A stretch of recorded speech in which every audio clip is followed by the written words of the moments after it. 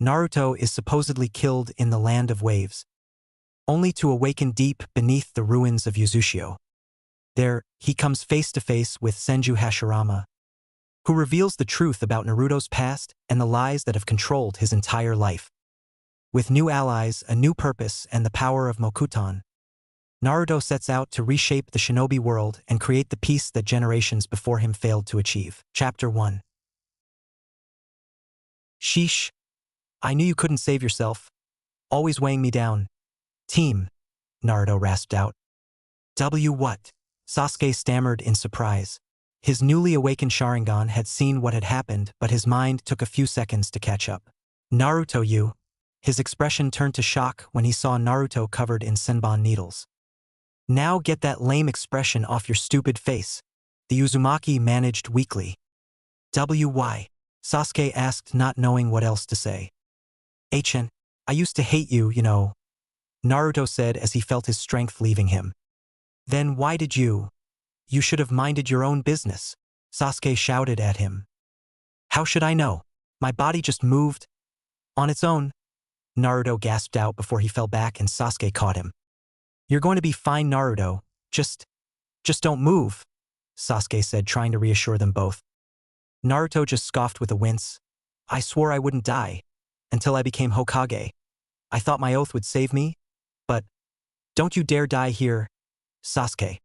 No, Sasuke thought as tears cascaded down his face. In that moment, Uchiha Sasuke's eyes changed again. Without any sign of hesitation, he sacrificed himself to save you. He was a shinobi worthy of respect who, in order to protect someone he cared about, threw himself headlong into what he knew full well was certain death. Is this the first time you've seen a comrade die? Such is the way ninja exist, the masked nin a few feet away stated. Shut up. Sasuke's voice was low as the air around them suddenly became heavier. I won't forgive you, he said with shaking fists at his side. He turned suddenly with his Sharingan spinning and changing, the pupil shifting into a helix-like pattern. Amaterasu! He exclaimed in hatred as black flames exploded from his eyes, setting the ice dome ablaze with unquenchable fire. What? What is this? The masked nin asked in thought as she watched on. He stepped back slightly as the intense feeling of rage washed over her. Such foul and disgusting chakra. He's completely different from the boy I was fighting just a minute ago.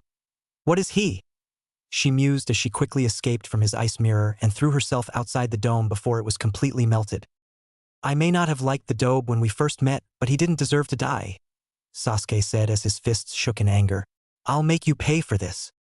Zabuza-sama, Yukihaku thought as Sasuke shot forward again, intent on finishing the job. I have failed you. A kunai was thrust into his chest and he was flung back over the bridge. And for the first time since the Uchiha massacre, Sasuke cried over the pain of his first and only true friend in this cursed world. The mist cleared to reveal everyone else on the bridge. Kakashi had his fist driven through Zabuza's chest and Sakura stood with the client at the very back of the bridge. Kakashi pulled his arm out and Zabuza's corpse fell to the ground. Not bad, Kakashi. It looks you win, Zabuza gasped out before the last of his life drained from his eyes. Sasuke? Kakashi asked his student over his shoulder. I'll be fine, sensei. Just give me some time, Sasuke said as he wiped the tears from his face. Sasuke-kun, Kakashi-sensei, you're both alive. They heard the shout from their pink-haired teammate. Sakura, Sasuke thought sadly. What about Naruto? Sasuke-kun, where's Naruto? Sakura asked him. Sasuke didn't reply. Sakura stopped herself from continuing when she saw Sasuke turn away from her. Naruto? No, she thought with widened fearful eyes. She may not have liked the dobe of the team, but he couldn't be dead, he just couldn't. I'll stay with you so that you won't be disobeying your sensei's orders, Tazuna told her, and she nodded slightly before pulling towards where Naruto was supposed to be only to find nothing. Where is he? Sakura asked as Tazuna turned away in guilt. I think he may have fell in the water, Tazuna answered as he cast a look at the nearby edge of the bridge. Don't hold back for my sake. There are times when it's right to give in and shed honest tears, Tazuna told her sadly. I always got perfect scores on all my tests in school. I memorized each and every one of the 100 rules conduct for a ninja. I used to write them out of pride, We had a test 1 week and the question was, what is the 25th rule of shinobi conduct? Just like always I wrote it down no matter what happens. A true shinobi must never, ever, show their emotions. To the mission is the only priority. Carry that in your heart and never, ever shed any tears. By now she was openly crying. So this is what a shinobi is. It's unbearable, Tazuna thought as he closed his eyes. So Zabuza failed her? No matter, I wasn't really going to pay him anyway. A voice spoke from the end of the bridge. Gato?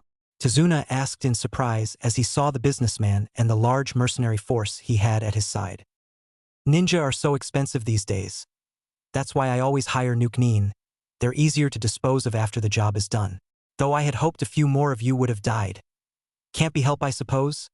Gato mused before pointing his walking stick towards them. Kakashi? Sasuke spoke up with a dark tremor in his voice and the Mangekyo Sharingan spinning wildly in his eyes. Look after Sakura and Tazuna for me, he whispered before purple chakra exploded from his body and took the shape of a large spiritual warrior. Susanoo. Wait, Sasuke. Kakashi called, but he was too late as Sasuke materialized a bow and launched a large chakra arrow right at Gato. Was that the Sharingan? What happened? Gato barely registered the attack before the arrow tore through his rather large stomach, tearing in two. Run for your lives! One of the mercs shouted as they all scattered, trying to flee from the large ethereal warrior. Katan. Gukakyu no Jutsu. Sasuke exhaled a large red fireball down on the bridge, blanketing the area where the mercenaries were located. They all screamed as they were all burned alive, but some were able to jump into the water below to stuff out the flames. Sasuke dropped to one knee as the chakra construct dissipated. What happened, Sasuke? Kakashi asked him upon seeing his eyes.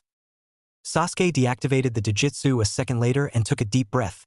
To awaken the Mangekyo Sharingan, the next stage of my clan's Dojutsu, I had to kill my best friend.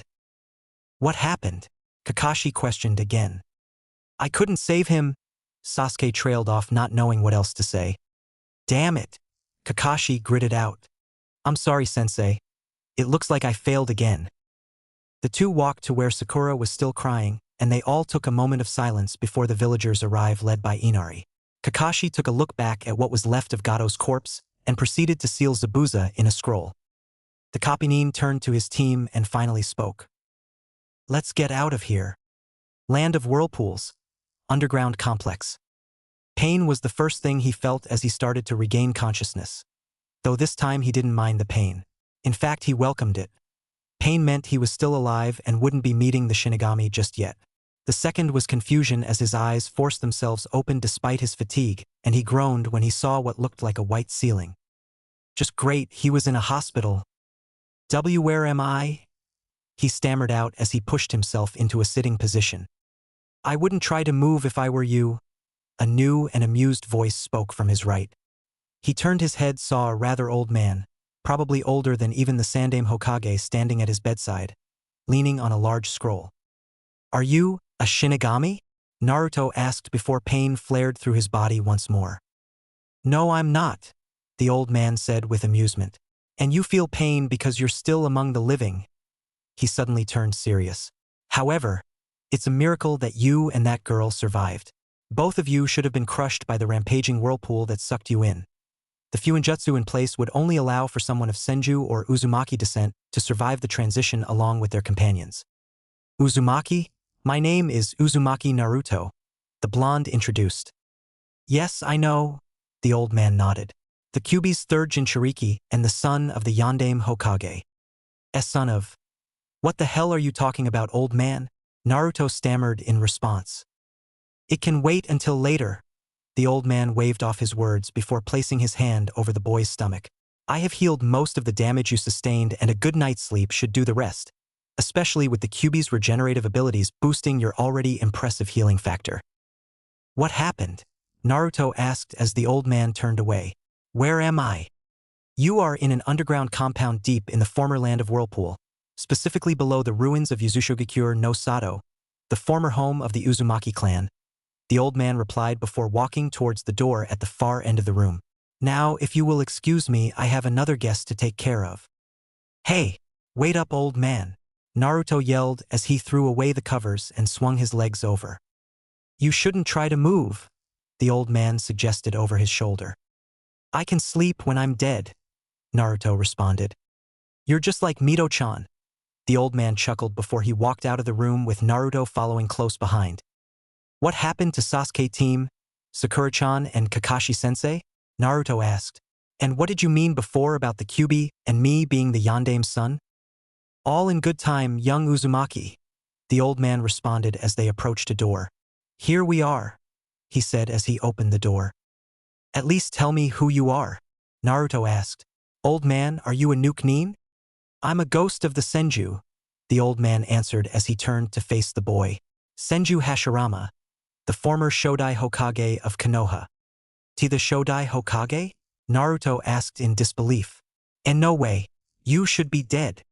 The Uzumaki clan were known for their long lives and vitality, which they inherited when they broke away from the Senju clan 300 years ago.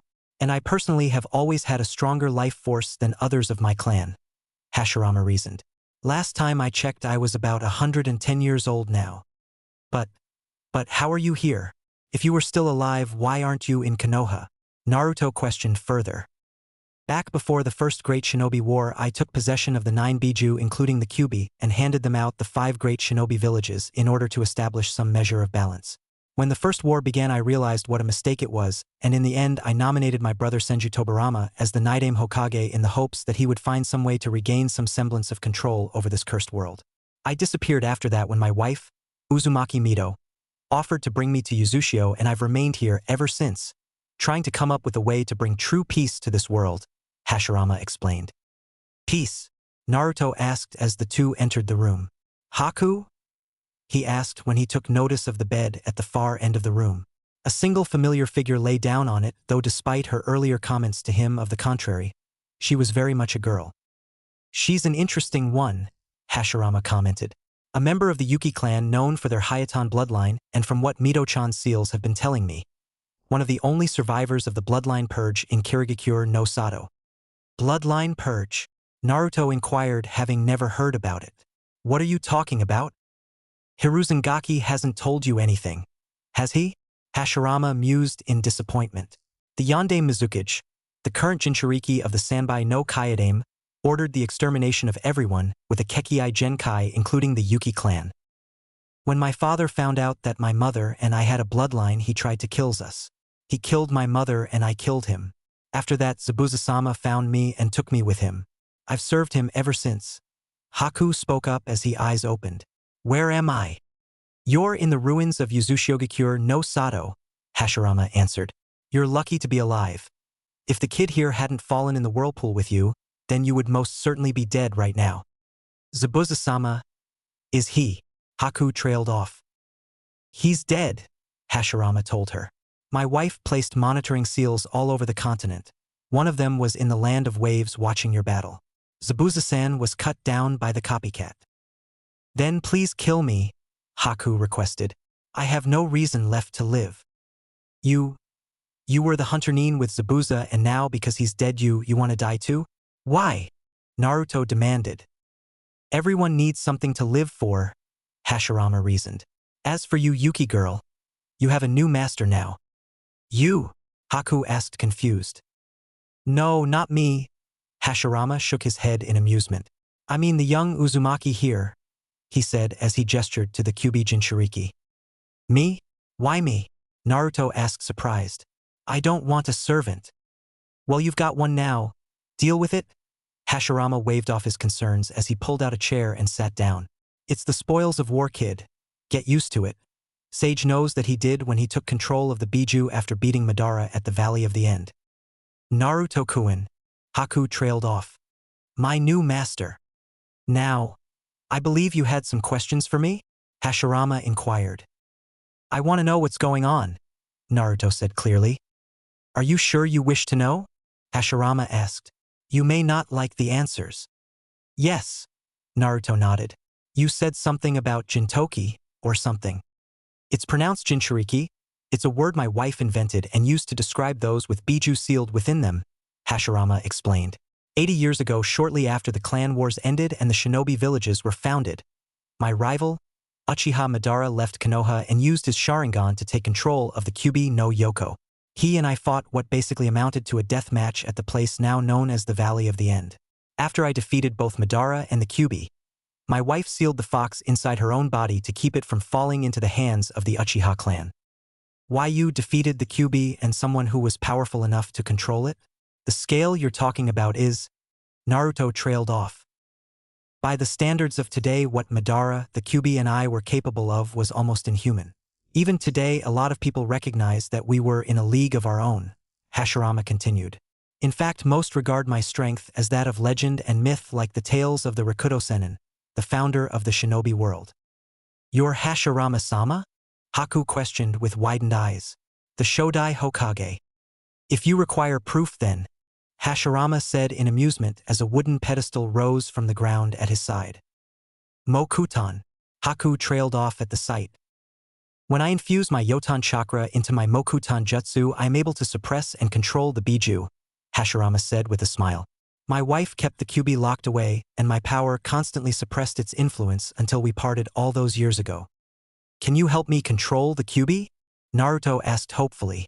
Ever since he found out that he had the demon fox inside him, he'd been fearful that one day its power would overwhelm him and the demon would escape, especially considering its inhuman strength.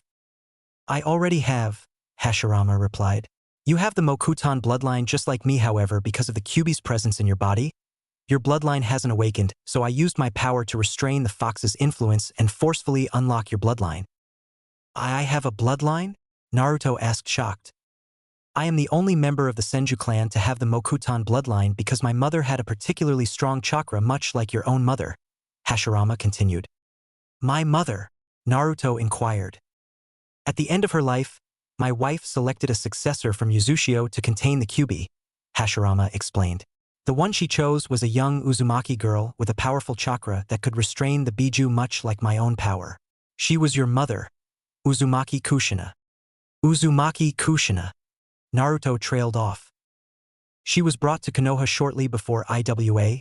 Kumo and Kiri launched a full-scale assault on Uzushio. Konoha and Uzushio were allies, but Konoha abandoned Uzushio and left them to die. Especially now that they someone who could recreate the Uzumaki clan in Konoha, Hashirama finished bitterly. Hiruzangaki was the one who gave the order to leave Uzushio to fend for themselves. Mito and I have never forgiven him since. I don't believe you. There's no way the old man would do something like that, Naruto shouted. Really? What if I told you he and the elders, my brother's former students, ordered the extermination of the Uchiha clan only a few years ago? Hashirama shot back. What? Naruto asked. The thing about the Senju, Uzumaki, and Uchiha clans is, we're all distantly related to each other. Since Konoha was founded, all three clans have been pushed to the brink of extinction, Hashirama replied. Because of the Kyuubi attack on Konoha 12 years ago, the Uchiha clan came under suspicion, and because of their unjust treatment they were planning a rebellion only to be betrayed by Uchiha Itachi, the heir of the Uchiha clan, and were systematically wiped out by order of the Konoha higher-ups. You've got to be kidding me, Naruto stammered out. Sasuke's clan were killed off by Konoha on the old man's orders, and my clan were left to die? Why? 12 years ago someone attacked your mother, murdered Hiruzangaki's wife, ripped the Kyuubi from your mother's seal and summoned it to attack Konoha. Your father then sealed the Kyuubi in you, Hashirama continued. My father? Naruto trailed off as his eyes widened. Your father was Namikaze Minato, the Yondaime Hokage, Hashirama said clearly. He was a master of Jikuken ninjutsu, surpassing even my brother in some areas, and his mastery of Fuinjutsu was equal to any Uzumaki. He was a true random genius if there ever was one. My father sealed the Kyuubi in me? Naruto clenched his fists at his side. I feel like hitting something. His fist struck the wall and suddenly planks of wood exploded across the room. Did I do that? It appears your affinity with Mokuton may be even greater than mine, Hashirama mused. Incredible, Haku commented. Indeed, Hashirama nodded. That's not all I have to tell you, young Uzumaki. Your sensei was your father's student and he didn't tell you anything.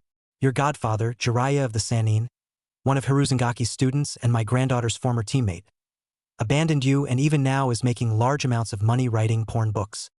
Why are you telling me all of this? What's the point?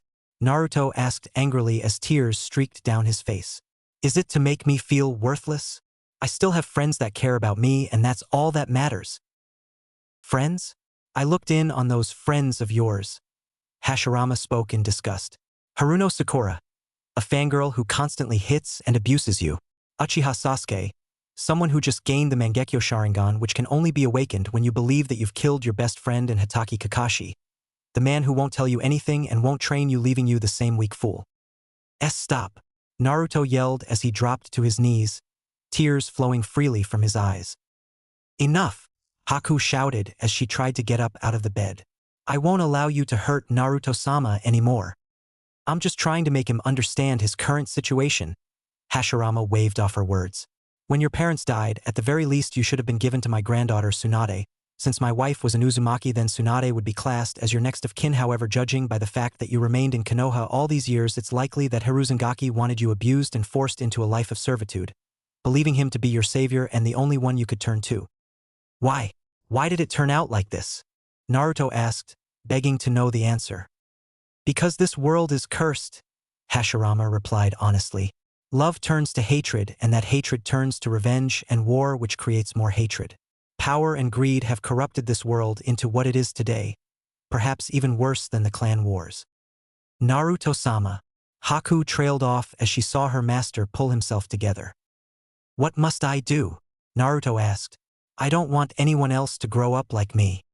The only way to establish any kind of true peace would be to unite the shinobi world and then abolish the ninja system completely. With the entire world under a single banner, there would be no need for ninja anymore, Hashirama answered. What will you do? What can I do? If I return to Konoha now, I'll never be able to look at the old man in the same ever again. Naruto thought. What is a village? What is a clan? What are ninja? Konoha's crimes are disgusting, a perversion upon what the Shodai and Naidame Hokages created. And my father, he was a hero that was willing to sacrifice his own family to save a village that spat on everything he stood for. Your answer? Hashirama inquired. Naruto started. I will stand with you. What do I need to do to bring peace to this cursed world? Land of Whirlpools. Underground Complex. 6 months had passed since Naruto and Haku had arrived in former homeland of the Uzumaki clan, and Hashirama had been teaching Naruto various jutsu, namely Mokuton, which he had mastered after extensive usage of the Taju Kage Bunshin no Jutsu and his massive chakra reserves granted to him as a member of the Uzumaki clan and boosted by the Kyuubi sealed within him. Then there was that incident just after he'd arrived. Flashback begin. Naruto stood before a massive metal cage door with bars and a dark void beyond. 2 massive red eyes opened and glowed in the darkness as his vision grew clearer, allowing him to see the enormous demon fox for the first time. Senju Hashirama stood behind, having linked their minds together in a similar manner to what he had done with his late wife. So my jailer finally decides to grace me with his presence, spoke the Kyuubi no Yoko with a mocking tone. And you dare to bring that wrinkled-up old fool with you, he added upon seeing the elder Senju. You are still filled with so much hatred, Kyuubi, Hashirama said solemnly. I can respect your strength as one of his sons, mortal. The Kyuubi sneered at them. But do not think you can come here and speak to me with such a tone. This is a Shiki Fujin, correct? Hashirama asked finally. Yes, the Kyuubi growled. A kinjutsu of the Uzumaki clan that my previous host taught to the one who ended up sealing me here. I see. Hashirama nodded and placed his hand on the cage doors. What are you doing? The Kyuubi demanded. This, the elder Senju answered as he channeled some chakra and 2 figures appeared beside the seal. You, Yandame Hokage, Kushina. The Kyuubi snarled out. What happened? Asked Uzumaki Kushina. Minato-kun? Kushina. Namake's Minato blinked in surprise. Mom, Dad. Naruto spoke with wide eyes as the 2 turned to him. And Naruto, son? Kushina asked almost in disbelief. How is this possible? We were only supposed to appear when either the seal collapses or when you were finally ready to gain control of the Kyuubi's power, Minato asked. That would be my fault, Hashirama spoke up. Shodai-sama? Minato asked in surprise. I will leave you to catch up with your son, Hashirama said as he turned away. He is strong and will gain control of the Kyuubi without you. Spend your last moments in this life with the son you never had the chance to know. He will handle the rest just like you believe he will. I thank you. Minato bowed in gratitude for getting the chance to get to know his son without worrying about the Kyuubi breaking free. Flashback end. After 6 months of almost non-stop training using the Taju Kage Bunshin no Jutsu to create upwards of 2,000 shadow clones a day, he was able to master his father's Hiraishin no Jutsu and Rasengan, along with incorporating his wind affinity into the Rasengan to make it even more powerful. That, coupled with his Mokuton bloodline and massive chakra reserves, would possibly make him one of the strongest shinobi alive. You wanted to talk to me? Naruto asked as Haku stood at his side. Yes, a bedridden Hashirama replied softly. I don't have much time left in this world, and there is one last thing I must tell you before I pass on and meet Mito-chan again. What is it? Naruto asked sadly. When I chose Tobirama as the Nidaime Hokage and left Konoha, I found Madara's discarded Mangekyo Sharingan. I had them implanted and it evolved into an eternal Mangekyo Sharingan. In the beginning nothing happened besides the fact that I gained the Jujutsu's abilities. However, 9 years ago, the eyes evolved into the Rinnegan, Hashirama explained. Rinnegan? Naruto asked. It was the Jujutsu of the Rakuto Sennin, Hashirama continued. From what I understand of what happened, you can't awaken the Rinnegan without both the Senju and Uchiha's combined power. I've taught you my Mokuton Jutsu, and with your other abilities I honestly believe you can save this cursed world. What happened to your eyes? Naruto inquired. I transplanted them on a young Uzumaki girl about a year older than you and implanted my original eyes back into me, Hashirama answered. Anoka. He spoke as a beautiful woman with long red hair and carrying 2 swords strapped to her back appeared at his bedside. Yes, Hashirama-sama? Asked Uzumaki Anoka. I want you to guide and aid Naruto in his journey. Hashirama gave the order. It shall be done. Anoka bowed her head. She had been his loyal servant and confidant for years, keeping him sane after his wife passed away, and he'd saved her when Uzushio was destroyed. With his death, she would serve his successor, this young boy who had become the elder Senju's apprentice and was someone she could come to call family. Anoka knows where to find the Uzumaki girl, Hashirama said to his apprentice. Her name is Karen. If you are to succeed, then you will need allies because there will be those who wish to stand against you if for no other reason than because you exist. In the end, war may be the only answer. If I'm going to fight a war, then I'll need an army, Naruto mused. Or a really good team. From here on you may choose your own path. Hashirama smiled as his eyes closed. Land of whirlpools, ruins of Uzushio. A single shinobi and 2 kunoichi stood atop a broken building overlooking a forgotten battlefield as the sun started to rise on the horizon. Yuki Haku was decked out in her hunter-nin clothes and carried the massive Kubikirabocho strapped to her back. She'd secretly returned to the Land of Waves and took in from her former master's grave after finding out that the citizens of Wave had named their bridge after her new master, Naruto. The other kunoichi was the long-haired red-headed beauty dressed in a purple sleeveless kimono with yellow trimmings held close by a traditional obi with a long, streaming bow tied to it, mesh armor underneath it and a short white skirt. Strapped to her back were the Yuzu no Tsurugi, the Uzumaki clan's prized sealing blade, and the Raijin no Ken, the sword crafted by the Nidaime Hokage. Finally, standing just in front of them was a man dressed in a black cloak with a yellow outline and a hood covering his head, though his blonde hair peeked out slightly from the front. The front of the cloak parted as he placed one foot on the stone step before him and turned to the others. Black and crimson armor could be seen through the small gap in his cloak and a white kitsune mask. From now on until I say otherwise, no one must know who I really am. Naruto spoke clearly. I need a name that I can use without giving anything away. How about Menma? Yes, that name will do just fine. Land of Fire, Forest of Death. Uzumaki Naruto had always been able to avoid the Umbu of Konoha and many Jonin and Chunin even when he was still in the academy. He had single-handedly pranked the Umbu headquarters and wasn't caught until after the deed was done. He'd even painted the Hokage monument, something visible to the entire village in broad daylight, and no one had noticed until he was putting on the finishing touches. It was no surprise that he'd been able to sneak himself and his 2 new teammates into the restricted training ground 44, also known as the Forest of Death. There she is, Anoka whispered as the 3 landed soundlessly on the branches of several large trees and peeked out from cover at the sight that greeted them. There were 3 figures just in front of them, 2 were scar-covered boys, and the last was a girl roughly Naruto's age with familiar blood-red hair. Upon closer inspection, it appeared she was wearing glasses, no doubt to cover her jujitsu from being seen. "Is that Hashirama-sensei's Rinnegan?"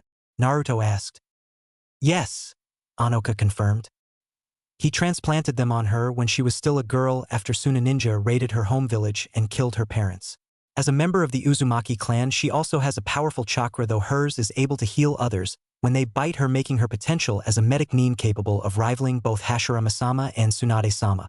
She also has the ability to sense the chakra of others from long range, making it very difficult to get the drop on her. She is no doubt already aware of our presence, however, given the last mission that Hashirama-sama assigned her. It's no surprise that she hasn't called on us yet." "Mission?" Haku inquired.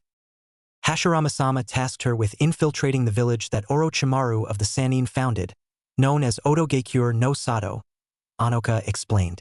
"She was able to do so and was assigned to a genin team to infiltrate the Chunin exams disguised as Kusa Ninja. From what I understand, he is setting the stage for something that I hope she knows about." "We've got company," Naruto spoke up. "Something dark and foul is coming our way." It had taken some getting used to. His negative emotion sensing ability that he gained upon forcefully restraining the Kyuubi's influence allowed him to sense even the stealthiest of adversaries.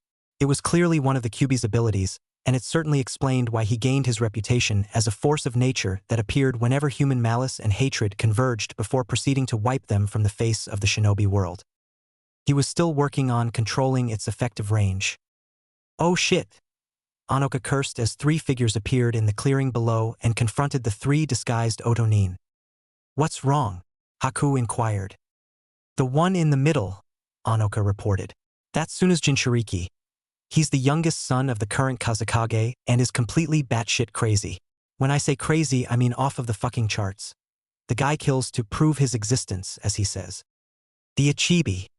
Naruto trailed off before narrowing his eyes. "Anoka, Haku. Change of plans, prepare a containment seal and ready your sword, Anoka. Because not only are we recovering Karen-san, but we're also taking the Ichibi while we're at it." Uchiha Sasuke was in a foul mood. It had been 6 months since the mission to the Land of Wave and the death of his best friend. These eyes he'd awakened, the Mangekyo Sharingan, was a curse as well as a blessing.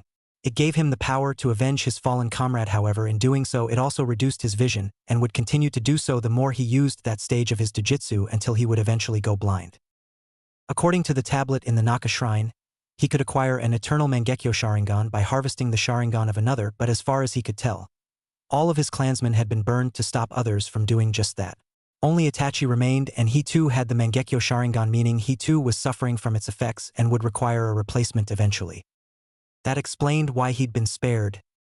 Itachi had left him alive as a spare and told him to awaken the same eyes as him, so when the time came he would attain an even greater power than the one he already possessed.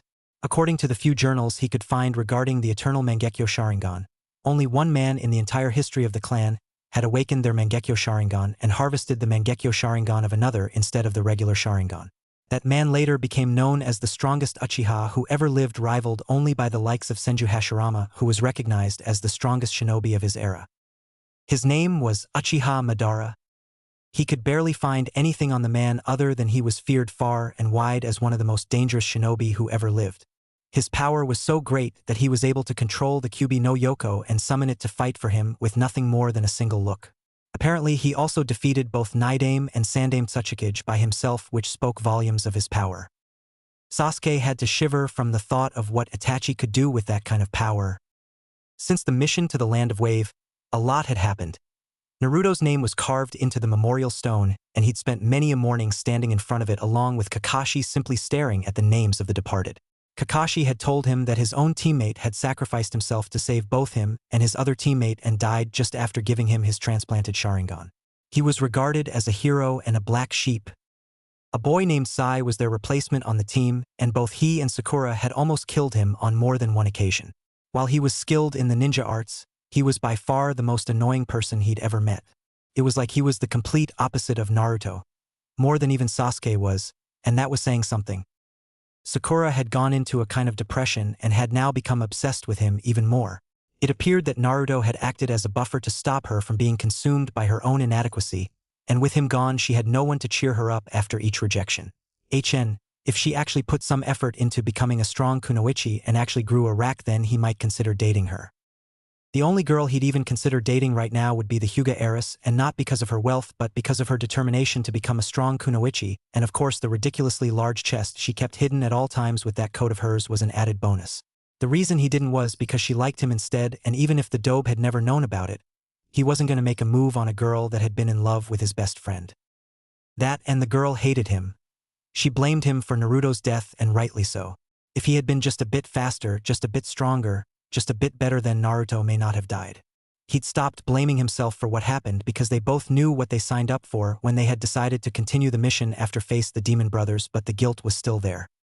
Survivor's guilt. Horrible thing.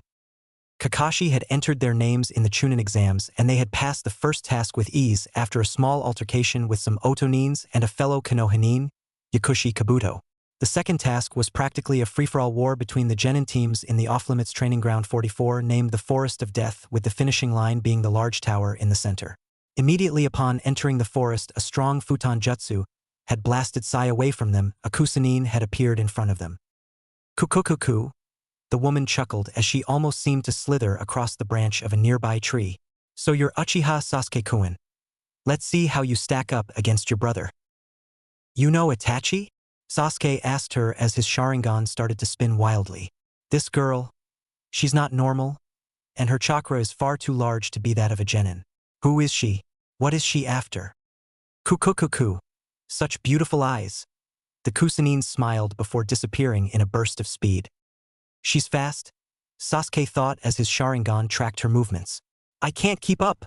She reappeared in front of him and slammed her fist into his stomach, sending him hurling into a nearby tree and then crashing down to the forest floor below.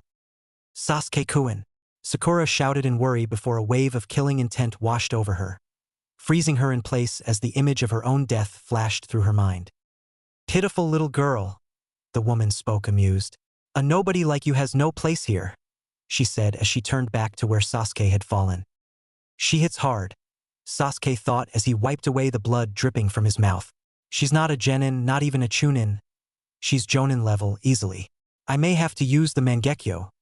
He glared up at the kusanin and asked, Who are you? You're not here for the exams. You're here for something else, and I bet it's got something to do with me. Kukukuku, the woman chuckled. I'm here to offer you something that no one else can. Fighting for Konoha has made you weak, and though you are skilled, you are still nowhere near Itachi's level at your age. What do you know about Itachi? Sasuke questioned with narrowed eyes. I know where he is and what he is after these days. I can give you the power to face him if you join me. The woman spoke with a wide smile. Join you? Never, Sasuke rejected immediately. Maybe I should give you a little taste of the power I can offer you? The kusanin mused. As you are now, you can't possibly defeat Itachi. Do not speak to me of Itachi. Sasuke glare intensified as his Sharingan started to spin and shift into its Mangekyo form. That's dash, the woman thought in surprise. Tsukuyomi, Sasuke whispered as their eyes locked and the kusanin froze. Sasuke quickly formed a set of hand seals and then expelled a huge fireball up at woman. Katan, Gukakyu no Jutsu. Damn! The woman cursed as the flames engulfed her. It exploded in a torrent of fire as she threw herself backwards out of the inferno. Her clothes burnt and her skin of her face peeling, revealing another, male face underneath. He has the Mangekyo Sharingan, just like Itachi. You're... Sakura thought in surprise upon seeing the woman, man's true face. Orochimaru of the Sannin? She asked in shock. Remember the photos of Konoha's legendary traitor. Orochimaru, huh? Sasuke mused as he landed beside his teammate. What's an S-rank criminal of Konoha want with me? I underestimated you. Orochimaru sneered at them. You're just like Itachi. You even have the same eyes as he does. I am nothing like Itachi, Sasuke snarled as black flames exploded from his eyes. Amaterasu. That's too much, Orochimaru thought as the black flames covered him. His mouth opened wide and another Orochimaru climbed out before quickly dashing away as the remains of the first one were incinerated. If I use my full power here, then no doubt Sarutobi-sensei will take notice and come here personally to stop me. Curse these Uchiha. forcing me to flee not once but twice. You're fast, Sasuke commented, but you can't escape my eyes. I won't forget this, Orochimaru promised as he seemed to sink into the bark of the tree he stood on. Mark my words, Sasuke-kun. Your body will be mine. He was gone a moment later. My body. Sasuke trailed off as his eyes returned to normal and his vision suddenly blurred. Damn. He cursed as he steadied himself. Sasuke-kun? Sakura asked worried. I'm fine, Sakura. Sasuke waved off her concern as his vision returned. Let's find Sai and find a scroll we can use to finish the task. Uzumaki Karen had always been special. When she was young, her home village was attacked and destroyed by Suna, resulting in the death of her family. She'd always been able to sense the chakra of others, and so was able to warn her parents of the approaching Suna forces, but even with prior warning, the village was still wiped out, forcing her to flee. The Sunanines pursued her, and it was when they cornered her that her life had changed forever. Senju Hashirama had bestowed the Rinnegan upon her, giving her the power to defend herself and avenge her parents' deaths. She'd slaughtered the Sunanines, and after burying her parents, a distant cousin of hers called Uzumaki Anoka arrived under orders from Hashirama-sama to bring her to him in order for him to train her to use the gift he'd given her. With nowhere else to go, she accepted the offer. After 3 years of training, she was tasked with infiltrating Odo, and a year later she now stood here, in the Forest of Death, taking part in the Chunin exams. Her 2 teammates were fools with delusions of grandeur that she would gladly kill when given the chance, and judging by the sight of the 3 Sunanines that had dropped down in front of them, she was about to get her chance. She could sense the other 3 watching on not too far away, one of which she was able to identify as her clansman. Anoka, however, the other 2 felt strange. The chakra of one of them felt cold as ice but with a spring feel, while the other was a shining light with a huge and chaotic chakra beneath the surface like a raging storm. Interesting. Back to the matter at hand. The 3 Sunanines in front of her felt strange, and not in a good way either. The most noticeable was the boy in the center, who arguably had an enormous chakra for his age, rivaling that of Anoka-nichan's, while the other 2 appeared afraid of their comrade. Like the one with Anoka, this boy also had a second chakra that was bumbling just below the surface. The killing intent he was leaking was also a giveaway of his intentions. Give us your scroll, Sandtrash, spoke one of her stupid teammates. Gaara. The blonde Suna Kunoichi trailed off as she stared worriedly at her brother. Temari. The other Suna shinobi whispered to her. Don't, he warned. But Kankuro-Temari said back.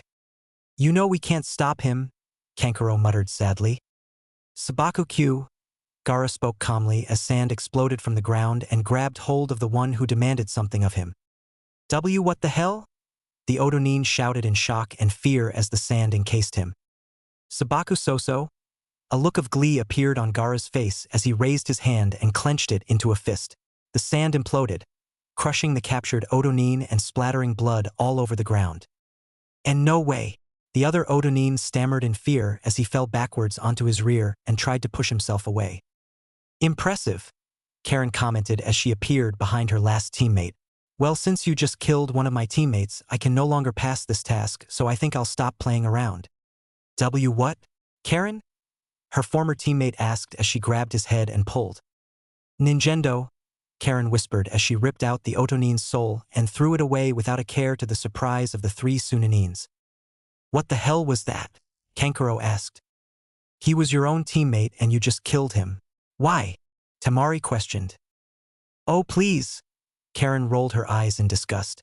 My allegiance lies elsewhere. She then took off her glasses, revealing her gray, rippled eyes. Now to deal with you 3. You will prove my existence. Gaara spoke clearly as sand spiraled around the Uzumaki Kunoichi. Sabaku-Q. This trick again, huh? Karen mused as her eyes glowed. Sabaku So-Gaara started. Tendo. Shinra Tensei. Karen spoke calmly as the sand shifted and was repelled away from her, to everyone's surprise. So weak, she commented as she raised her Tendo. Bansho Tenin. The moment her words left her lips, Gaara was pulled towards her. Gaara! Temari shouted in worry as she swung her large metal fan.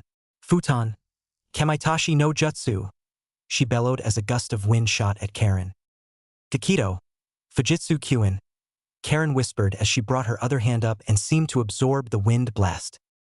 How did she dash? Temari asked in surprise at seeing her jutsu be rendered useless. Faster than they could see, Karen's fist shot out as Gaara was pulled towards her and struck him across the jaw, shattering his sand defenses and sending him rolling across the ground. Quickly getting over his shock at seeing his untouchable brother being beaten like one would an insect, Kankuro quickly sent Karasu to attack the Uzumaki kunoichi.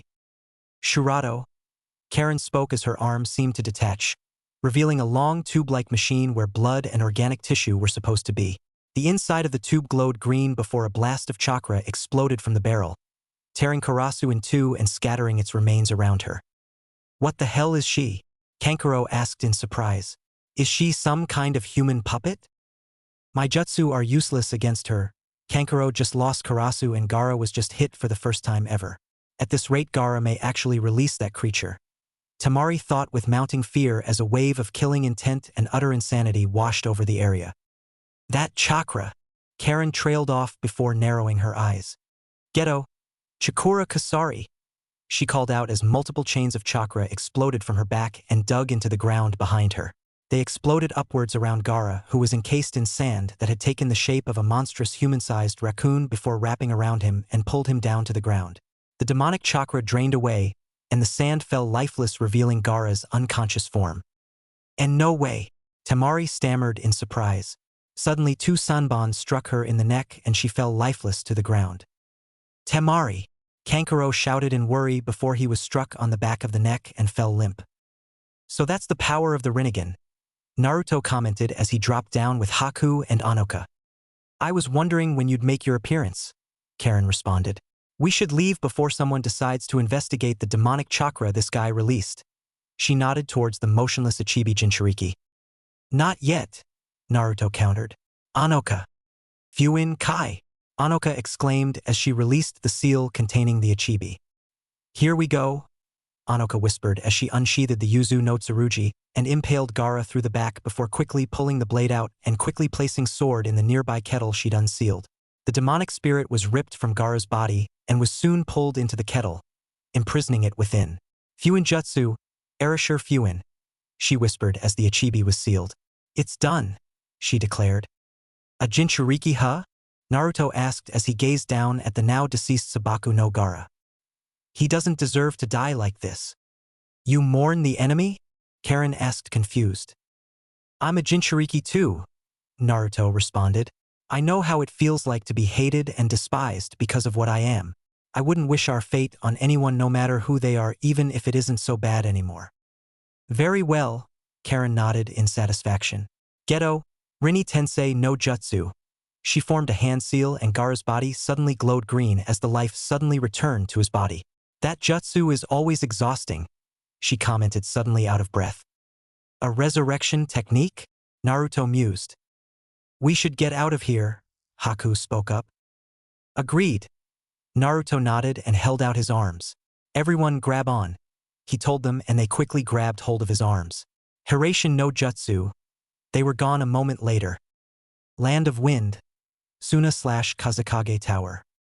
The Yondaime Kazekage was a very angry man when the Jonin assigned to train his 3 children reported what had happened to him. At first he didn't believe what he'd been told, but that disbelief soon changed to anger when he realized that not only did he lose the Ichibi, but also that it was now in the hands of an unknown. Are you telling me that not only was Gaara defeated but Shikaku was taken by some genin child from some backwater village? The Kazekage shouted in outrage. Yes, sir, Baki confirmed.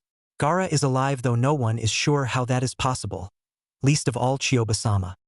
The Ichibi's previous Jinchuriki both died when Shikaku was removed from their bodies.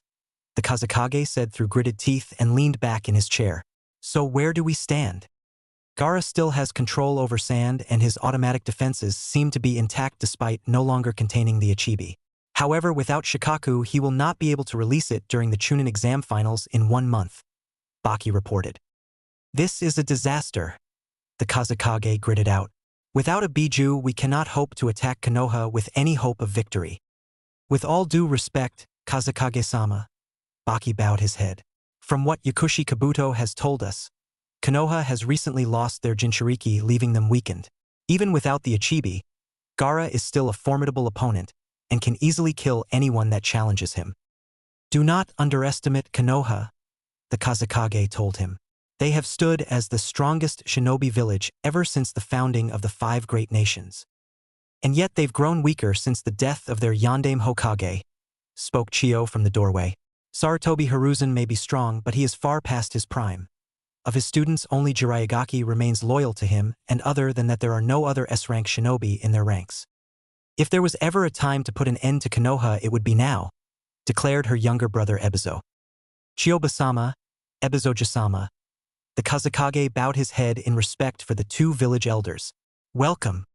What will you do, Yandame Kazekage-sama? Chiyo asked.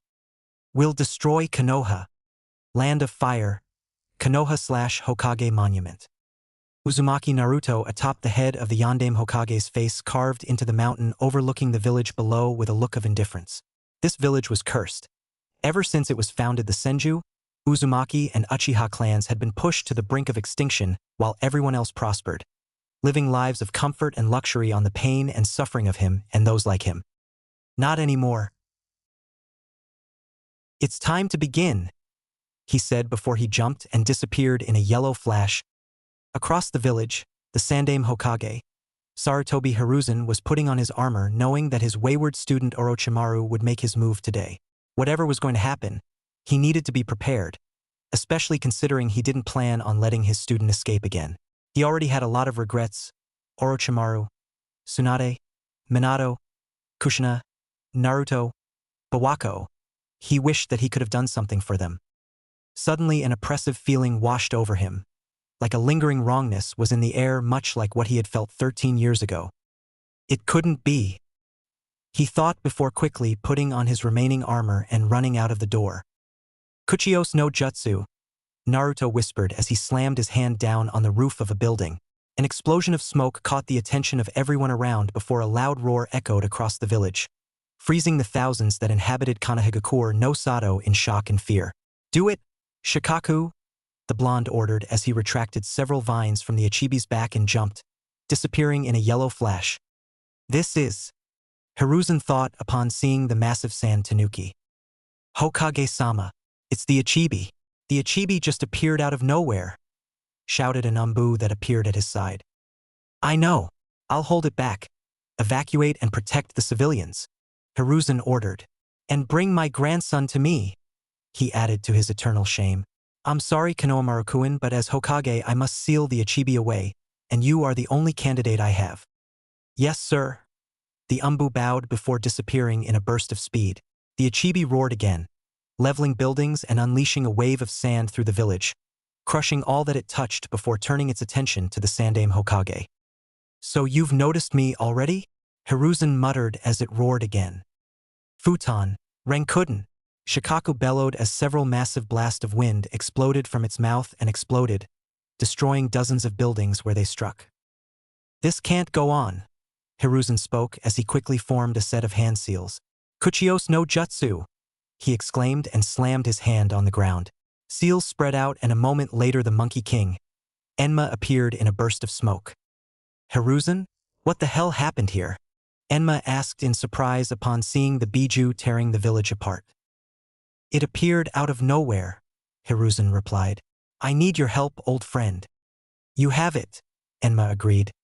Just then Shikaku roared again and started gathering red and blue chakra spheres into a large black ball at its mouth. No, Hiruzen said as his heart sank seeing the Ichibi ready that particular jutsu. Enma, he shouted.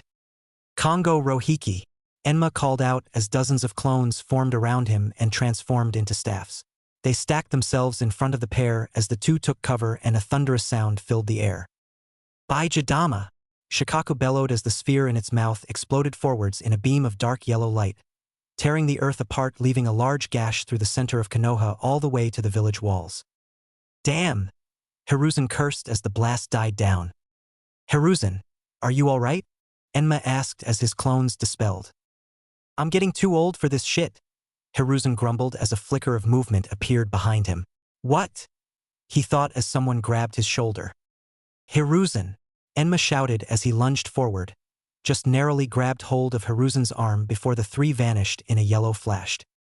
Land of Fire, Namikaze's residence. Hiraishin no Jutsu. The words echoed Hiruzen and Enma crashed to the ground. rolling on the grass before painfully pushing themselves to their feet. That was... Hiruzen trailed off in shock and took notice of where he was. They were in front of Minato and Kushina's old house, now destroyed from the inside and left like that ever since as a monument and a grave. "You will face me, Sandaime Hokage," spoke a deep voice, drawing their attention. Naruto stood straight as his cloak waved in the wind and his mask shined with morning light. "Who are you?" Hiruzen questioned. "How do you know the Hiraishin no Jutsu?" "A name is meaningless to you," Naruto said calmly. "Call me Menma. I am the savior of this world." "Savior?" Hiruzen trailed off confused. "Don't take me for a fool. You can control the Ichibi. You set it loose on Konoha and know how to perform the Yondaime Hokage's signature Jikuken ninjutsu with enough skill to get the drop on me. You aren't any ordinary shinobi, though judging by your height I would say that you are still a child," he commented. "Though he may just be short like Inoki. I am the one who will bring about peace to this cursed world," Naruto declared. "Hiruzen," Enma spoke as he made a hand seal. "Talking won't do anything here." He transformed into a staff a second later. "Henge, Kongonioi." His summoner grabbed hold of the staff and twirled it round before settling into his Bojutsu stance. "It doesn't matter who you are," Hiruzen declared. "As an enemy of Konoha you will be stopped here before you can do any more damage." "We'll see about that," Naruto said before throwing a familiar three-pronged kunai at him. "Hiraishin no Jutsu." He reappeared beside Hiruzen and drove a blue chakra ball into his stomach. "Rasengan."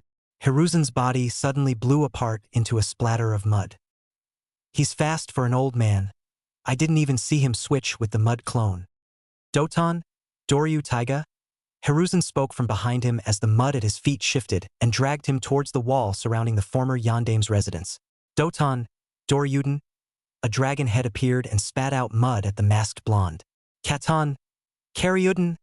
he exclaimed as he spewed a stream of fire into the blasts of mud, setting them ablaze.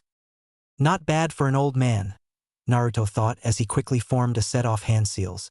Mokuton, Mokujihiki, would shut up from the ground and locked into place, creating half a dome in front of masked blonde. "That's..." Hiruzen thought in surprise.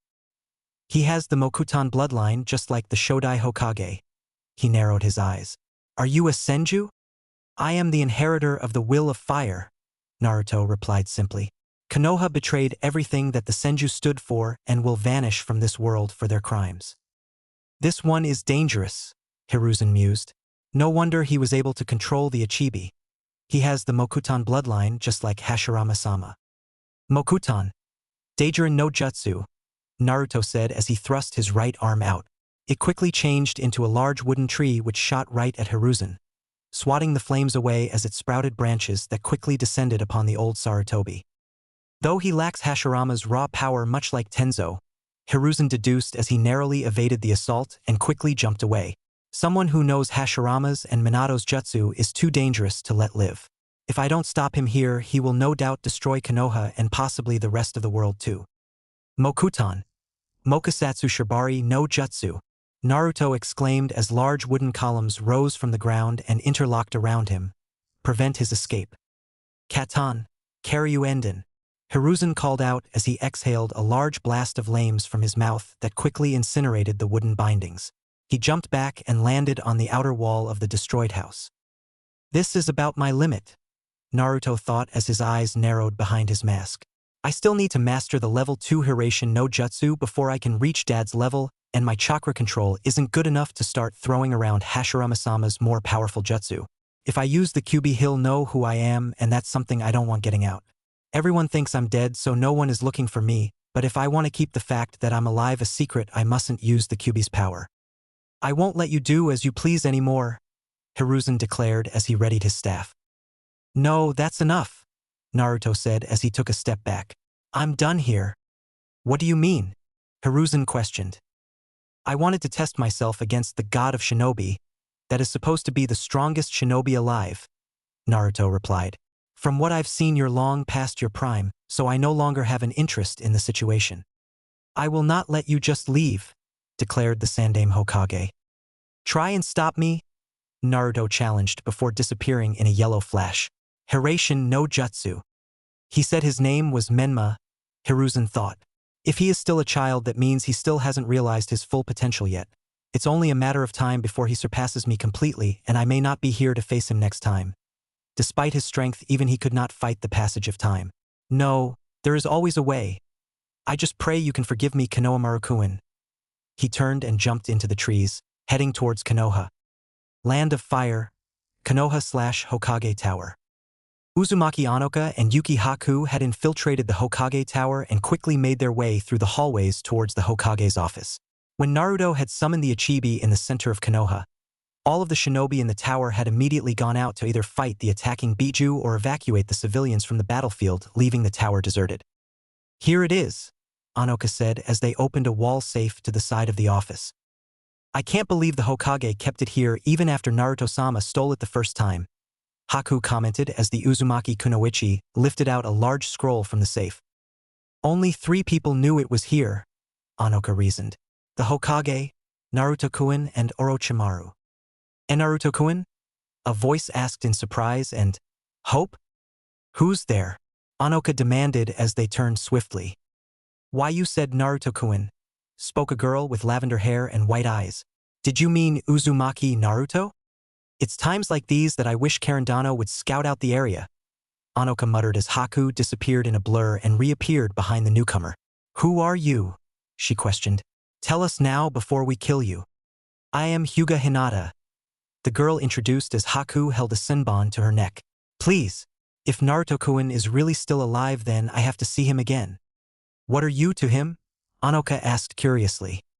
Hinata said as she started to tear up. I love him. I couldn't tell him before, but if he really is still alive, then I need to tell him how much he means to me. You love him? Anoka inquired, almost amused. I wonder where you were when this village ignored and betrayed him. The Hyuga heiress was openly crying now. Change of plans, Anoka spoke to her teammate. We're taking her with us. Haku nodded and punctured her neck, placing her in a death-like state. Naruto-sama may not like this, the Yuki kunoichi said as she picked the Hyuga girl up. He will be the one that decides what to do with her, Anoka reasoned as she took out a small black rod-like object. We've accomplished what we came here for, she said as she squeezed the chakra rod in her hand and disappeared in a poof of smoke. Haku followed soon after, clenching another chakra rod in her own hand, leaving the Hokage Tower completely empty. Outside of the village, Uzumaki Karen watched as the Ichibi rampaged through the destroyed village, crushing everything and everyone in its way. Konohanins were launching their futile attacks on the massive sand monster, but they could barely slow it down. She could sense the 4 largest chakra signatures in the village closing in on the creature, namely those of the shinobi listed as Sarutobi Hiruzen, Jiraiya, Hatake Kakashi, and Mato Gai. Hiruzen appeared to be outside of the village walls and rapidly making his way back towards the Biju. No doubt her benefactor, Uzumaki Naruto, had already confronted the aging Hokage and teleported them both away from the battlefield to have a bit of privacy. She admitted to feeling a little jealous when she'd heard that her now-deceased master had taken another student, another member of the Uzumaki clan at that, who apparently had her master's Mokuton bloodline. She'd come to accept that her master had plans in motion even after his death, and both she and Naruto would be at the center of it. And it wasn't like she hated the blonde boy. In fact, he seemed to grow on you and make it impossible not to like him. But there was just something about him that wasn't normal even by Uzumaki standards, and she wasn't talking about the QB sealed with him. He was something else, something more that she just couldn't figure out. Only time would tell. Her eyes narrowed as she felt Jiraiya appear at the edge of the village walls and charging up a considerable amount of chakra. No doubt he was about to summon something that could directly challenge the rampaging Biju. The others, Kakashi and Gai, were dashing towards Shikaku with a much smaller chakra signature that she didn't know following close behind. Could it be? Are they really planning to dash? Karen thought, only to stop as she felt a now familiar tug from the 2 chakra rods she'd created and given to Anoka and Haku. Chikishoto, Kuchios no Jutsu, she whispered as she formed a hand seal, and 2 seal matrices formed at her sides, followed by a pair of explosions of smoke. The smoke cleared, revealing not 2 kunoichi like she had been expecting, but a third as well, though the unexpected guest seemed to be unconscious. I thought you were getting Hashirama-sama's forbidden scroll of sealing, not some Hyuga girl? We retrieved the scroll, Anoka informed. As for the girl, she was a target of opportunity that Menmakuen will decide what to do with. Whatever, Karen spoke dismissively. A yellow flash caught their attention as Naruto appeared in their midst, his cloak waving in the wind as he landed beside them. I trust you had fun? She asked in a neutral tone. Despite his age, the old man shouldn't be underestimated, Naruto replied. Though, he is far past his prime if I am able to hold my own against at my current level. Indeed, Karen mused. Naruto-sama, Haku spoke up. We have an extra, she reported with Hinata slung over her shoulder. Hinata, Naruto trailed off. Why is she here? Apparently she loves you, Anoka answered. I thought you might like to deal with her yourself. We're leaving, Naruto said clearly. There is nothing for us here now. The others nodded and grabbed hold of his arms before they all disappeared in a yellow flash. Land of Fire, Konoha/Battlefield. Kuchios no Jutsu, called out Jiraiya of the Sannin, as landed in front of the massive sand demon rampaging through his home village. The mighty Gamabunta appeared in an explosion of smoke with Jiraiya riding on his head. Jiraiya, what the hell is going on? Gamabunta yelled at the sight that greeted him. The Ichibi is attacking Konoha, Jiraiya answered. It came out of nowhere just like the Kyuubi did 13 years ago. Damn, not again, Gamabunta shouted as he lunged forward with his sword drawn and slashed as he rushed past the Ichibi. Gamado Susan! The Toad Boss exclaimed as his sword tore through the sand demon's right arm, ripping it off before he was forced to jump away. Shikaku's physical strength is top-notch. You'll pay for that, Shikaku snarled before belching out several large wind spheres. Futon, Renkuden, Suetun Tepidama, Gamabunta countered as he unleashed several water bullets of his own. The two attacks struck each other and exploded in a blast of air and water, blowing both of them back. Got any ideas? Bunta, give me some oil, Jiraiya yelled as he formed a hand seal. Katon, Gameu Enden, both Gamabunta and Jiraiya exclaimed as one. A stream of oil exploded from the Toad Boss' mouth and was quickly directed at Shikaku only for the oil to suddenly ignite and turn into an inferno when Jiraiya breathed fire into the stream. The flames engulfed Shikaku's form, turning a large amount of it into glass, though it quickly became clear that it wouldn't hold the insane Biju for long. Red chakra was leaking out from the demon and the glass was starting to crack, signifying its return. It's just going to keep reforming at this rate, Gamabunta said as he watched the glass start to break apart.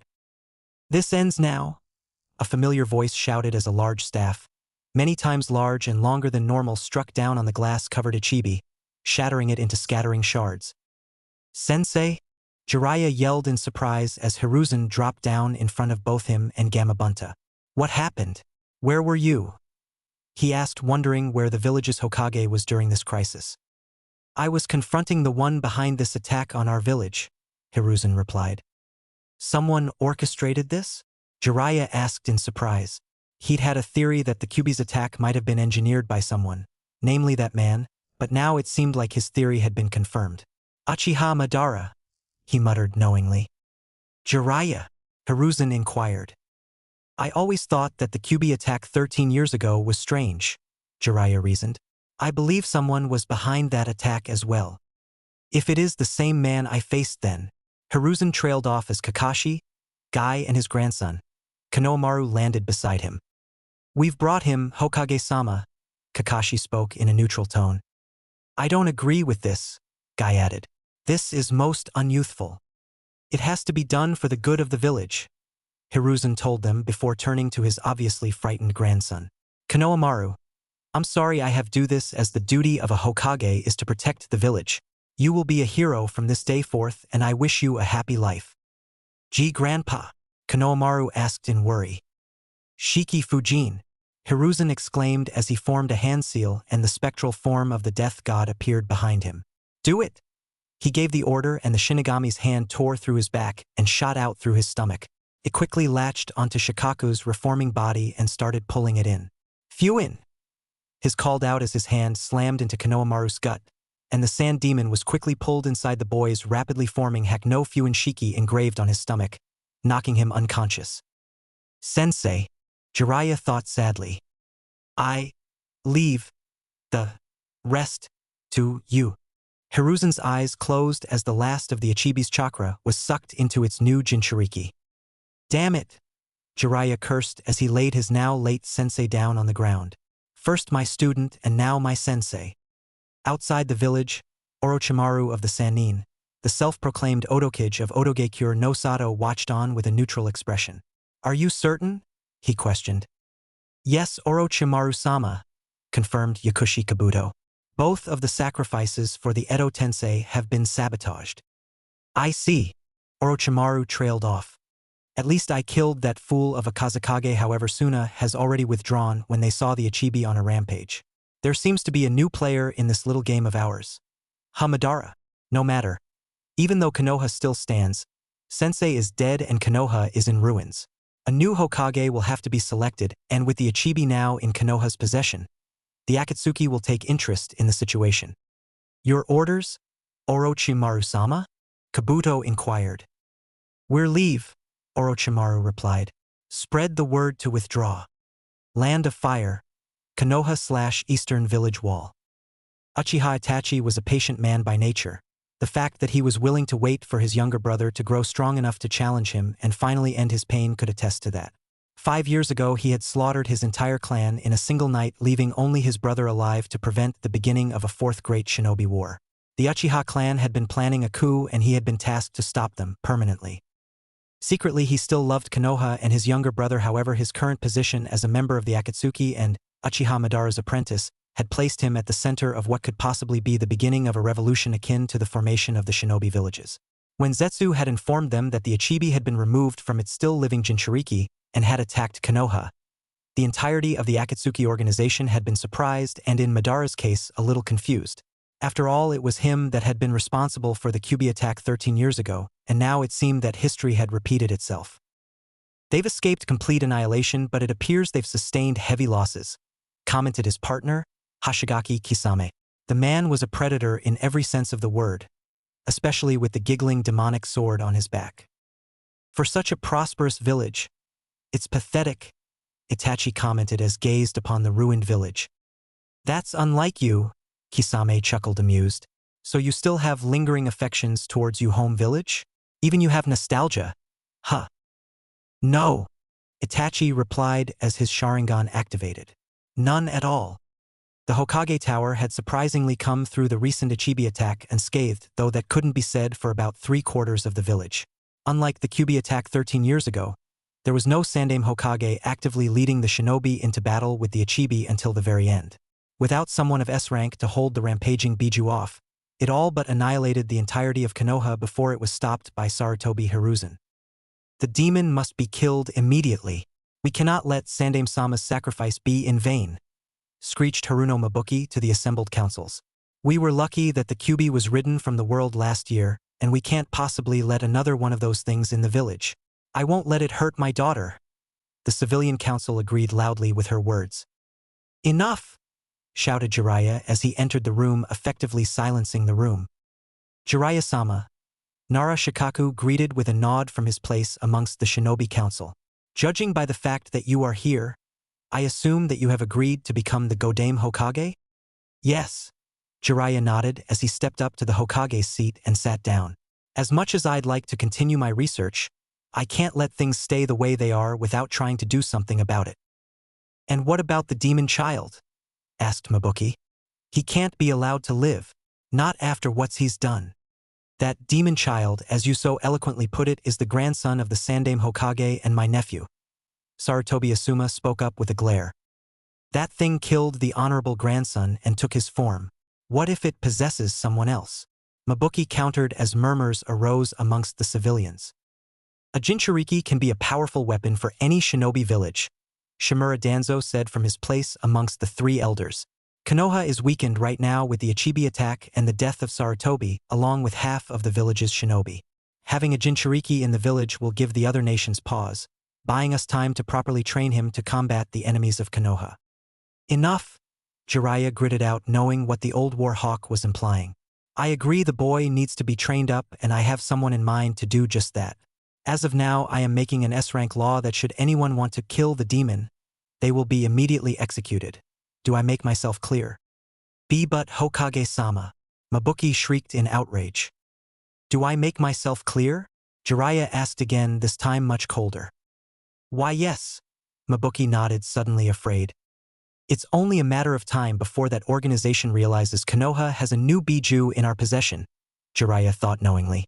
The sooner the boy is fully trained, the greater chance that he'll have to survive in this world. Land of fire, forest of death.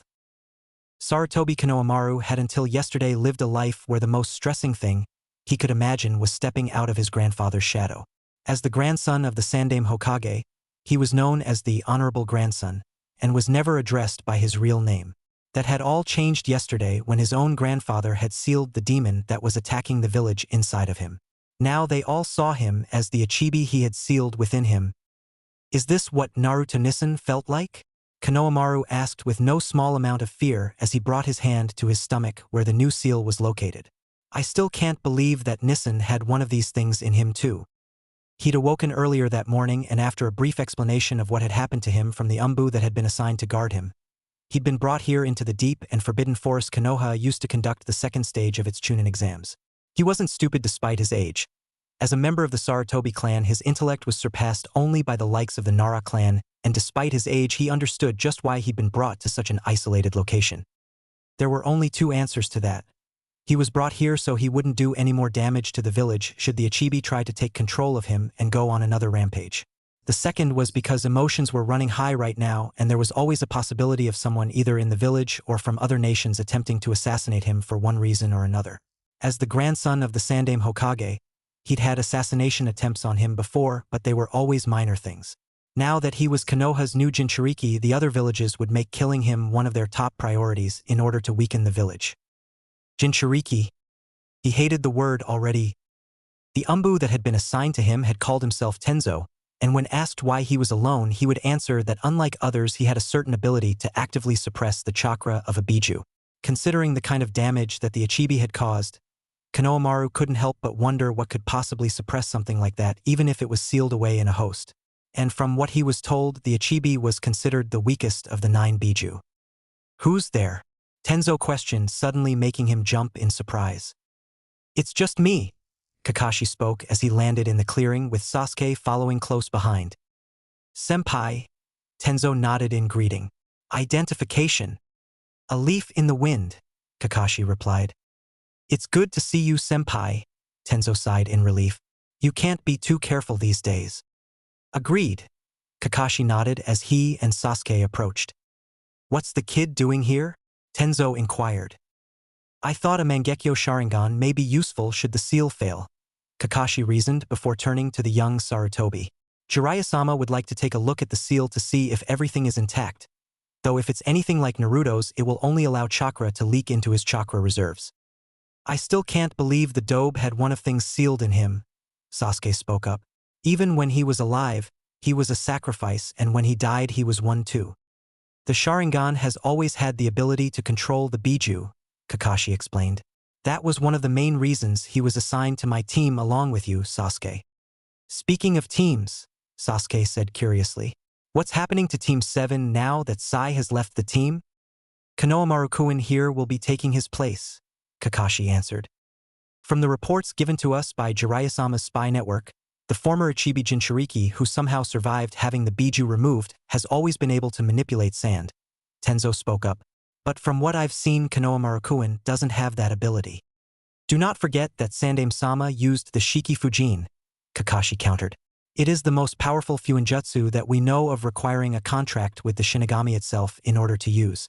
The fact that it was able to allow Minato-sensei to defeat even the Kyuubi, something only ever accomplished by Shodai-sama, should be proof of that.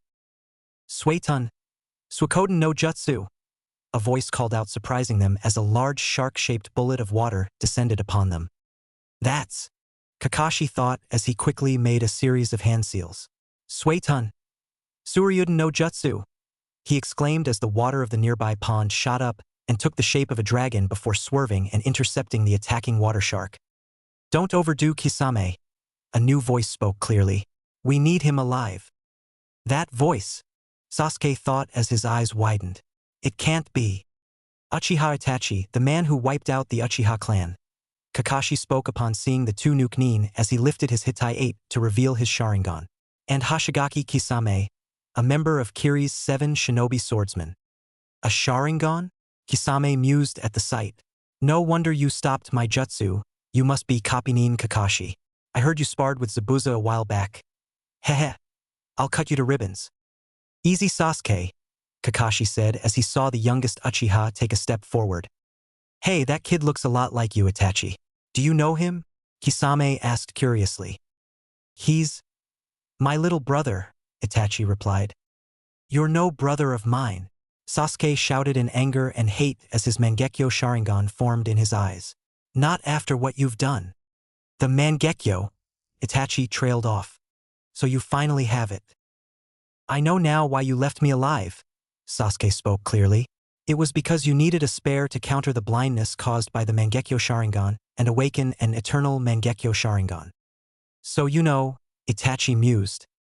I thought you wiped out your whole clan? Kisame inquired. I needed a spare pair of eyes for what is to come, Itachi replied. But he's still not ready. His eyes haven't matured enough for what I need. Heh!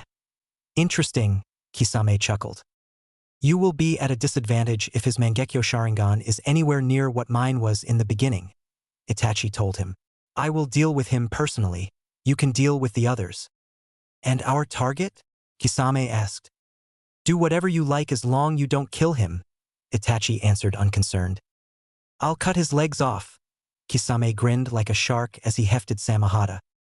Let's begin, Sasuke. Itachi spoke as his Mangekyo Sharingan activated, creating a black pinwheel over a red background. Tsukuyomi. Sasuke locked eyes and the two suddenly froze. A second later both Sasuke and Itachi dropped to their knees, panting hard. He was able to fracture and break the Tsukuyomi, though doing so drained both of us. What is this target that you're after? We are after the legacy of the Sandaime Hokage, Itachi answered. Konohamaru, huh? Kakashi mused. You two aren't the only ones, are you? I know all about you. You call yourselves the Akatsuki. The Akatsuki. Tenzo trailed off as a now frightened Konohamaru stood behind him. Kisame, change of plans. We're taking Kakashi with us. Itachi spoke up. Make the other one disappear. That's far enough, a new voice declared as red muscle-like walls appeared around them. Kuchios.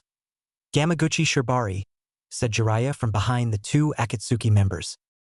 Jiraiya of the Sannin, Itachi mused. The Godame Hokage. I won't let you escape, Jiraiya told him. Now I know how Kakashi knew about us, Itachi commented.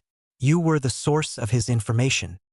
You're after the Ichibi, Jiraiya spoke clearly. That's why you've come after Konohamaru. To take Konohamaru with us, Itachi declared. That is the supreme order given to us by the leader of the Akatsuki. Who the hell could be so powerful that he's managed to get someone like you two to work for him? Jiraiya asked with narrowed eyes. He is someone beyond mortal understanding, Itachi replied simply. Not that it matters. We will capture the Ichibi another time when there is less interference. Kisame, we're leaving. You sure? Kisame asked his partner. A confrontation with the Hokage would at best result in our mutual destruction, Itachi reasoned. We will acquire the Ichibi another time. Right? Kisame nodded. Sasuke. Itachi spoke as he turned to his younger brother. You've grown stronger, but it's not enough. You still lack hatred. When we meet again, it will be for the last time. A second later, both Akatsuki members quickly started running down the organic corridor and turned a corner as the walls closed in behind them. Don't look now, but there's a wall of flesh coming after us, Kisame commented as they ran. It's fine, Itachi reassured as his eye started to bleed. Amaterasu. Black flames shot out at the end of the far wall and melted the organic wall within seconds before the two jumped out, clearing the organic mass and fleeing into the trees. Jiraiya quickly arrived at the destroyed wall and looked down at the black flames. This is. He trailed off as he quickly unrolled a scroll. Fukahoin, he said as the flames were sucked into the seal on the scroll. They're really going to be coming after me, aren't they? Konohamaru asked as he tried to calm himself. Yeah, Jiraiya nodded. My brother, his jutsu. I'm the only one who can fight him, Sasuke rasped out. As you are now, he'll kill you if he fought seriously, Jiraiya countered. Then what am I supposed to do? Sasuke questioned. Kakashi, change of plans. Jiraiya spoke with a hint of authority. As of right now, I want you to take Sasuke on as your apprentice. Teach everything you know and have him ready when the time comes. I will assign that little pink-haired kunoichi of yours to Team 8. From what I understand, they're down a member after the Hyuga girl was killed during the Ichibi's attack. Yes, Hokage-sama. Kakashi nodded in understanding. Tenzo, I want you to do the same, Konohamaru, Jiraiya said as he turned to the Umbu. With your Mokuton abilities, you should be able to aid in his training with the Ichibi's chakra. It shall be done, Hokage-sama. Tenzo bowed his head at the order. Land of Snow, Rebel Base/Princess Tent. When she was younger, the actress Fujike's Yuki, aka the heir to the Land of Snow's throne Kazuhana Koyuki, was always thought as a sweet and innocent little girl. When her uncle murdered her father and took over the country, she was forced to flee with the help of a teenage red-haired girl. With the help of Uzumaki Anoka and her unnamed benefactor, she was able to escape and make a new identity for herself. She was told that the time would come to return to the Land of Snow and rid the country of her uncle Dodo and his hired ninja once and for all. For now, though, Yukigekure no Sato, the nation's shinobi village, was under the control of Dodo and a Jonin-level ninja named Roga Nadar, so support from the village's shinobi forces was out of the question until those two were disposed of. Out of all the shinobi villages, Yuki was perhaps the most isolated, though unlike Aim, where the village was in lockdown, the entirety of the Land of Snow was so far away from the mainland that it would take a week by ship just to get there, so other nations left them alone. Koyuki Haim, Sandayu spoke from the doorway. Anoka-sama is here to see you, he informed. Send her in. Koyuki nodded, and he quickly left as a familiar red-haired woman entered. So I take it everything went well? Better than we'd hoped, Anoka confirmed. Menma-sama's plan worked like a charm. We retrieved the forbidden scroll of sealing, captured an unmarked Hyuga, and now Sarutobi Hiruzen is dead. Konoha captured the Ichibi just like we predicted, so the Akatsuki will have to redirect their efforts back to Konoha in order to gain control of it. Ah, the mysterious Menmadano, Koyuki mused. I've heard a great many things about Karen-chan's benefactor, including the fact that he can control the Biju like she can. He's powerful, Anoka nodded. You should meet him sometime. Where is he now? Koyuki asked. He's in the hospital tent waiting for the Hyuga girl to wake up, Anoka answered. I can speak to him later, Koyuki waved it off. As for more important matters, Sandayu has suggested to the director that we should shoot the next Princess Gale movie in the Land of Snow, more specifically at Rainbow Glacier. You think it is the right time? Anoka asked. My father loved this country and Dodo murdered him in order to seize control. I won't forgive him, Koyuki shot back. I've waited 10 years for this. I won't wait a moment longer. I will inform the others, Anoka nodded. Land of Snow, Rebel Base/Hospital Tent. Hyuga Hinata was always a shy girl by nature, known to faint almost at the mere sight of childhood crush. However, after she'd heard that Naruto had died on a mission, and that Sasuke had been responsible if what she'd been told about the Mangekyo Sharingan was true, she'd quickly transformed into a cold and angry person. She'd progressed with an almost frightening pace, effortlessly beating anyone who challenged her whenever she sparred. When her team was entered into the Chunin exams, she had fought against her cousin Niji, who was hailed as the prodigy of the Hyuga clan during the preliminary rounds.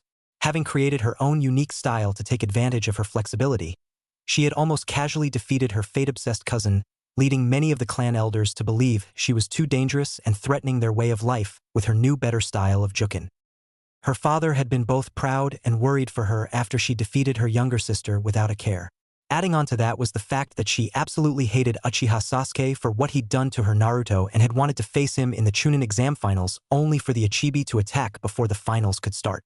While the rest of the village shinobi either confronted the demon or evacuated civilians, she had noticed a pair of strange individuals infiltrating the Hokage Tower with her Byakugan and followed them.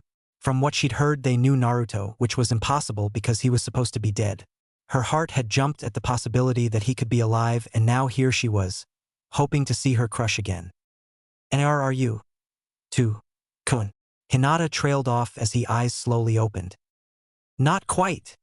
The blonde's familiar voice spoke up in surprise from the nearby seat. Naruto-kun. Hinata asked as her vision cleared, and she was able to make out the sight of the blonde boy to the side of her. Is that you? She asked further as she looked up at him, seeing him wearing a white kitsune mask. Is that you? My name is Menma, Naruto introduced. I still can't believe that Anoka and Haku were calling me by my real name while in Konoha of all places. You're really him, Hinata smiled tearfully. You have the same presence that he has, so you must be him. Presence, Naruto mused. Anyone who paid attention to you would know this feeling, Hinata said as she wiped her tears. Damn it, Hinata, Naruto gritted out before slowly removing his mask, revealing his face. Why did you have to get involved? I want to join you, Hinata answered. I want to be with you. I love you. I didn't tell you before and you suddenly disappeared. I didn't know what to do. And then I heard about how Sasuke's eyes evolved when you died. I see. Naruto trailed off. Why didn't you tell me before?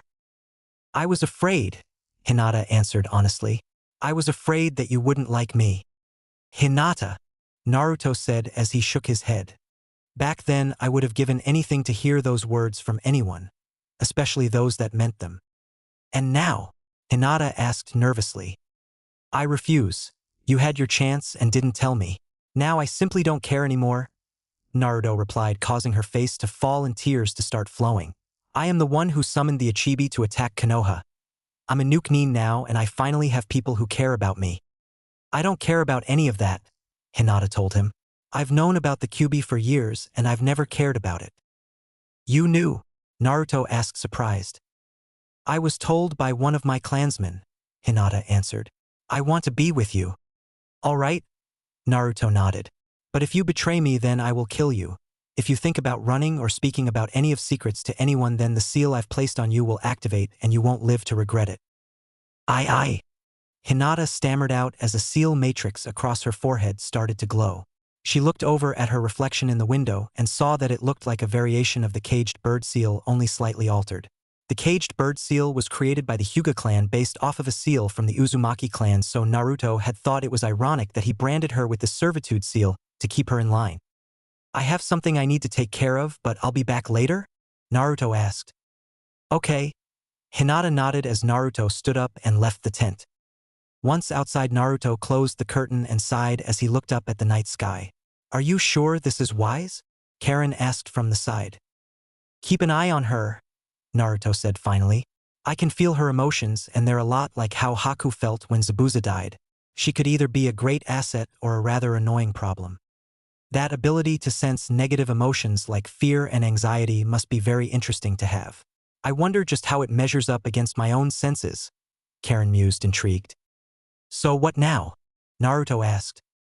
Koyuki-hime has requested our services in retaking the Land of Snow from her uncle and liberating Yukigekure no Sato. I've accepted on our behalf, Karen replied. Well, we do need a base of operations, Naruto mused. I'll take Haku and Hinata. They should be enough. You just want to keep an eye on her, Karen accused. I wish to see where her loyalties really lie, Naruto admitted. Meanwhile, you and Anoka can stay close to the princess and protect her while we deal with Dodo's ninja. Land of Snow, Daimyo Fortress. Kazuhana Dodo was always an ambitious and jealous man, especially with a brother that was constantly praised by the people. So Setsu had always gotten everything he wanted. Girls, wealth, a beautiful daughter, and even being named as their father's successor to the Land of Snow's throne. 10 years ago, he'd hired Yuki Ninja to aid him in usurping control of the country from his foolish brother, and had succeeded only for his niece to escape with the key to the treasure of the Kazuhana clan. Now she was back. So, Dodo spoke thoughtfully. She has returned. Our spies have reported that she has been disguising herself as Fujike's Yuki, a famous actress that has been traveling around the continent. Currently, she has linked up with the remnants of her father's former samurai guards and has even gone as far as to hire some ninja from the mainland. We can also confirm that she still has the hex crystal, Fukuma Mizore informed. Interesting, Doto mused. And what of these ninja she has hired? They're probably Nuke-nin, Kakayoku Fubuki suggested. None of them are listed in the bingo books, and other than the fact that 2 of them seem to be siblings judging by their hair, they seem to be just some nobodies. What are you planning, Koyuki? Dodo asked in thought. It's been 10 years, so why would you return now when you know that you will certainly be killed? In any case, I think we should intercept them before they decide to attack the fortress. Roga Nadar spoke up. We will deal with the ninja, personally. I want her brought to me alive, Dodo told them. She and I have much to talk about. I want her to see the fortune of the Kazahana clan when I take it only for her to realize that her fate is already sealed. Land of Snow, Mountain Range. Storm clouds were hanging in the sky over them as Naruto, Haku, and Hinata jumped from one ledge to the next through the snow-covered path in the mountains. Their objective was clear. They were to act as a vanguard and diversion for the main force to launch their assault on the enemy stronghold. A good plan, however, everyone knew that no plan survives contact with the enemy. Dodo and his cronies had no doubt already been informed that they were here and would set up a trap. Menma-sama, we have company, Hinata shouted with her Byakugan active. I know, Naruto nodded. I sense it too. They were proven right when an airship appeared from behind the mountain and swung round, bringing its racks of kunai accelerating emplacements to bear on the three. Scatter! The blonde Uzumaki yelled as a hail of kunai descended upon them, forcing them to take cover under the snow. High above the mountain, Fubuki watched the three vainly try to dodge the onslaught even as more kunai were fired down at them. So easy, Fubuki said as she extended the wings of her chakra armor and jumped out of the airship. The wings shot open and she flew even as Mizore soon jumped out after her, his snowboard activating as he dropped down towards the soon-to-be battlefield. Die you trash, Fubuki sneered as she flew over the three ninja below and dropped a series of ice bombs. The small ball-shaped bombs struck the ground and massive spikes of ice shot up from the ground in all directions, forcing the three to jump away in order to escape. We have them now, Mizore shouted in glee as he closed in on Hinata and landed a solid punch to her face, only to blink in surprise when she disappeared in a poof of smoke upon contact. Huh? A clone? Fubuki asked, surprised only to see the other two disappear in poofs of smoke too. They were all clones? She asked, suddenly worried as a three-pronged kunai flew at her from the side only to ping off her chakra armor. Hiraishin no Jutsu. She heard the whisper as Naruto and Haku appeared behind her in a yellow flash, but couldn't turn in time before Haku swung Kubikirabocho and sent her crashing down into the snow-covered mountain below. That should have cleaved her in half. What happened? Naruto asked as he and Haku landed on a pair of the recently formed ice spikes. Why you? Mizore growled out before turning his snowboard and quickly started towards the two. Shugohack Rokujion Sho. Hinata's voice echoed as dome of interconnecting blade-like beams of chakra intercepted Mizore and sent him crashing back into the snow, his skateboard shattering a moment later. Damn you! Fubuki gritted out as she rose. Her hands already formed a hand seal. Hayatan, Tsubaime Fubuki. Dozens of swallow-shaped formed from the snow and quickly flew at both Naruto and Haku. Hayatan, Hisatsu Hyoso. Haku countered as large spikes of ice shot up from the ground, skewering the attacking swallows. It's the armor they're wearing, Hinata shouted to her teammates. It's created some kind of chakra barrier around them. I don't think ninjutsu or genjutsu will affect them like this. Their armor, huh? Naruto mused. Haku, Hinata, you handle these two while I deal with the one in charge. Yes, Menma-sama. Haku and Hinata acknowledged together. I take it you're the leader of your little band? Nadar asked as he dropped down not too far away. Shall we play a little? Hayatan. Hayaro no Jutsu. Fubuki exclaimed, hoping to catch the rebel ninja off guard, and succeeded in encasing Naruto and Haku in ice. I got them. Bunshin Daibakuha. Naruto's voice whispered from behind her before Naruto and Haku exploded violently in a torrent of flames. When did they dash? Fubuki thought in surprise as she turned. Shodai.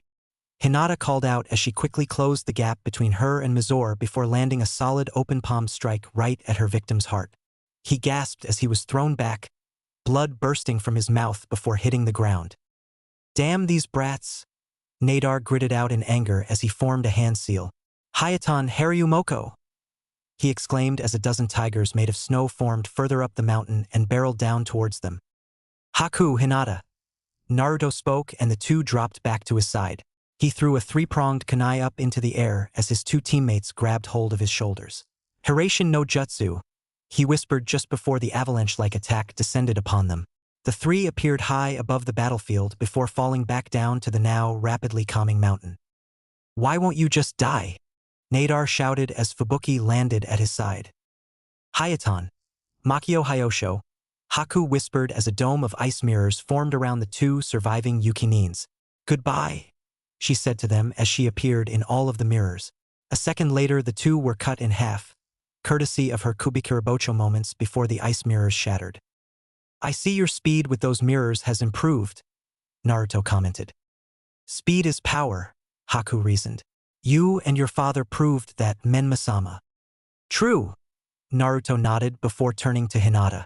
You did well, Hinata-chan. She smiled shyly at his words. Now let's go save this country. Land of Snow, Daimyo Fortress. The fortress was on fire as Karen walked through the stone hallways towards the throne room with Koyuki following close behind. Dodo had assumed that even with Nadar and his team gone, the rest of the shinobi he'd hired would be enough to deal with his annoying niece and her little pets. Instead, Karen and Anoka had systematically annihilated everyone that stood in their path. More on Karen's part, though, than Anoka's. Despite being twice her age, Karen's rate of progress far outstripped hers by a considerable margin. The fact that she willingly allowed the Yukinins to use jutsu against her so she could absorb their chakra and keep herself fresh would attest to that. She'd been trained for this moment for years by Senju Hashirama, and now it was time to put that training to work. The fact that absorbing their chakra allowed her to also increase her own reserves made it clear that it was only a matter of time before her reserves were equal to Anoka's. Of course, they would never be equal to Naruto's. When it came to chakra reserves, his were simply inhuman. By the time he reached 20, his chakra would be as large as Hashirama's was in his prime after he faced Madara for the final time. If Naruto actually reached that level, he would be all but unstoppable. And if he was able to gain full control of the Kyuubi's chakra too, there wouldn't be anyone alive who could match the amount of chakra he could throw around. That was a thought for another time. Hello, uncle. Koyuki spoke clearly as they entered the throne room. You've grown, Koyuki, Dodo commented before dozens of Yukinins appeared from the shadows and lunged at the three. Tendo, Shinra Tensei, Karen whispered as a pulse of gravity blasted the Yukinins away with enough force to send them through the walls. You mortals should bow in the presence of a goddess. She spoke with an almost uncaring look. Surrender, uncle, Koyuki said to the man. You've lost. Despite the fact that he had murdered her father, he was still the only family that he had left. Never, Dodo yelled in anger as he threw off his cloak, revealing his chakra armor underneath. Hayatan, Kakoryu Bofusetsu, he exclaimed as threw out a fist in their direction. A black dragon made of ice seemed to explode from his hand and descend towards the three. Gakido, Fujitsu Kyuin, Karen whispered as she brought up her hand to meet the oncoming attack. A barrier formed in front of her and the black ice dragon seemed to collapse and be sucked in until it completely disappeared. Ano Kanichin, finish this. You rely too much on this armor, Anoka spoke as she landed right in front of the snow daimyo. Fuin, she muttered as she stabbed the Yuzu no Tsurugi right through his chest. He screamed in pain as his body seemed to dissolve and be pulled into the seals on the blade. Finally, he was gone. Goodbye, uncle, Koyuki spoke sadly before turning away. It's finally over. She smiled softly at that fact. No, Karen said knowingly. I think we're just getting started. Land of Snow, Yuki/head office. Yukigakure no Sato was possibly the least known of all shinobi villages in the entirety of the elemental nations, both because of its location and the fact that as a general rule they didn't associate with others. The fact that Dodo had effectively had the entire country in lockdown for the last 10 years also made it all but impossible for anyone to infiltrate and cause trouble. In many ways, its policy of isolation was a lot like that of Amigakure no Sato, with the only real difference being that it didn't have anyone of S-rank like Hanzo leading the village or the sheer industrialization that AIM was known for.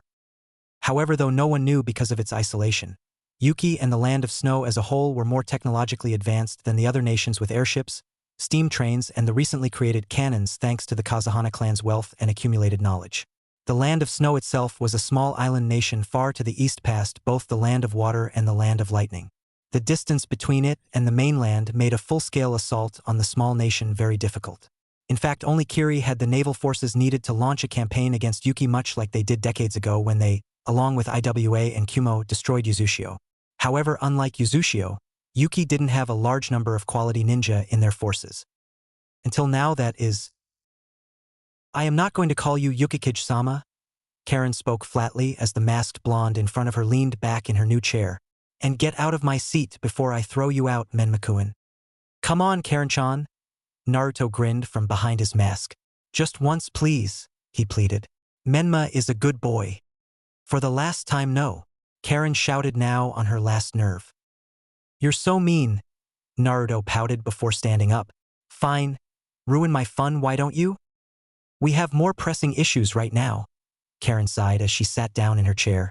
The fact is that though we liberated the country from Dodo's rule and Koyuki-hime is doing a remarkable job at restoring the nation to its former glory, especially with that environmental control device her father was working on to change the land of snow into a land of spring.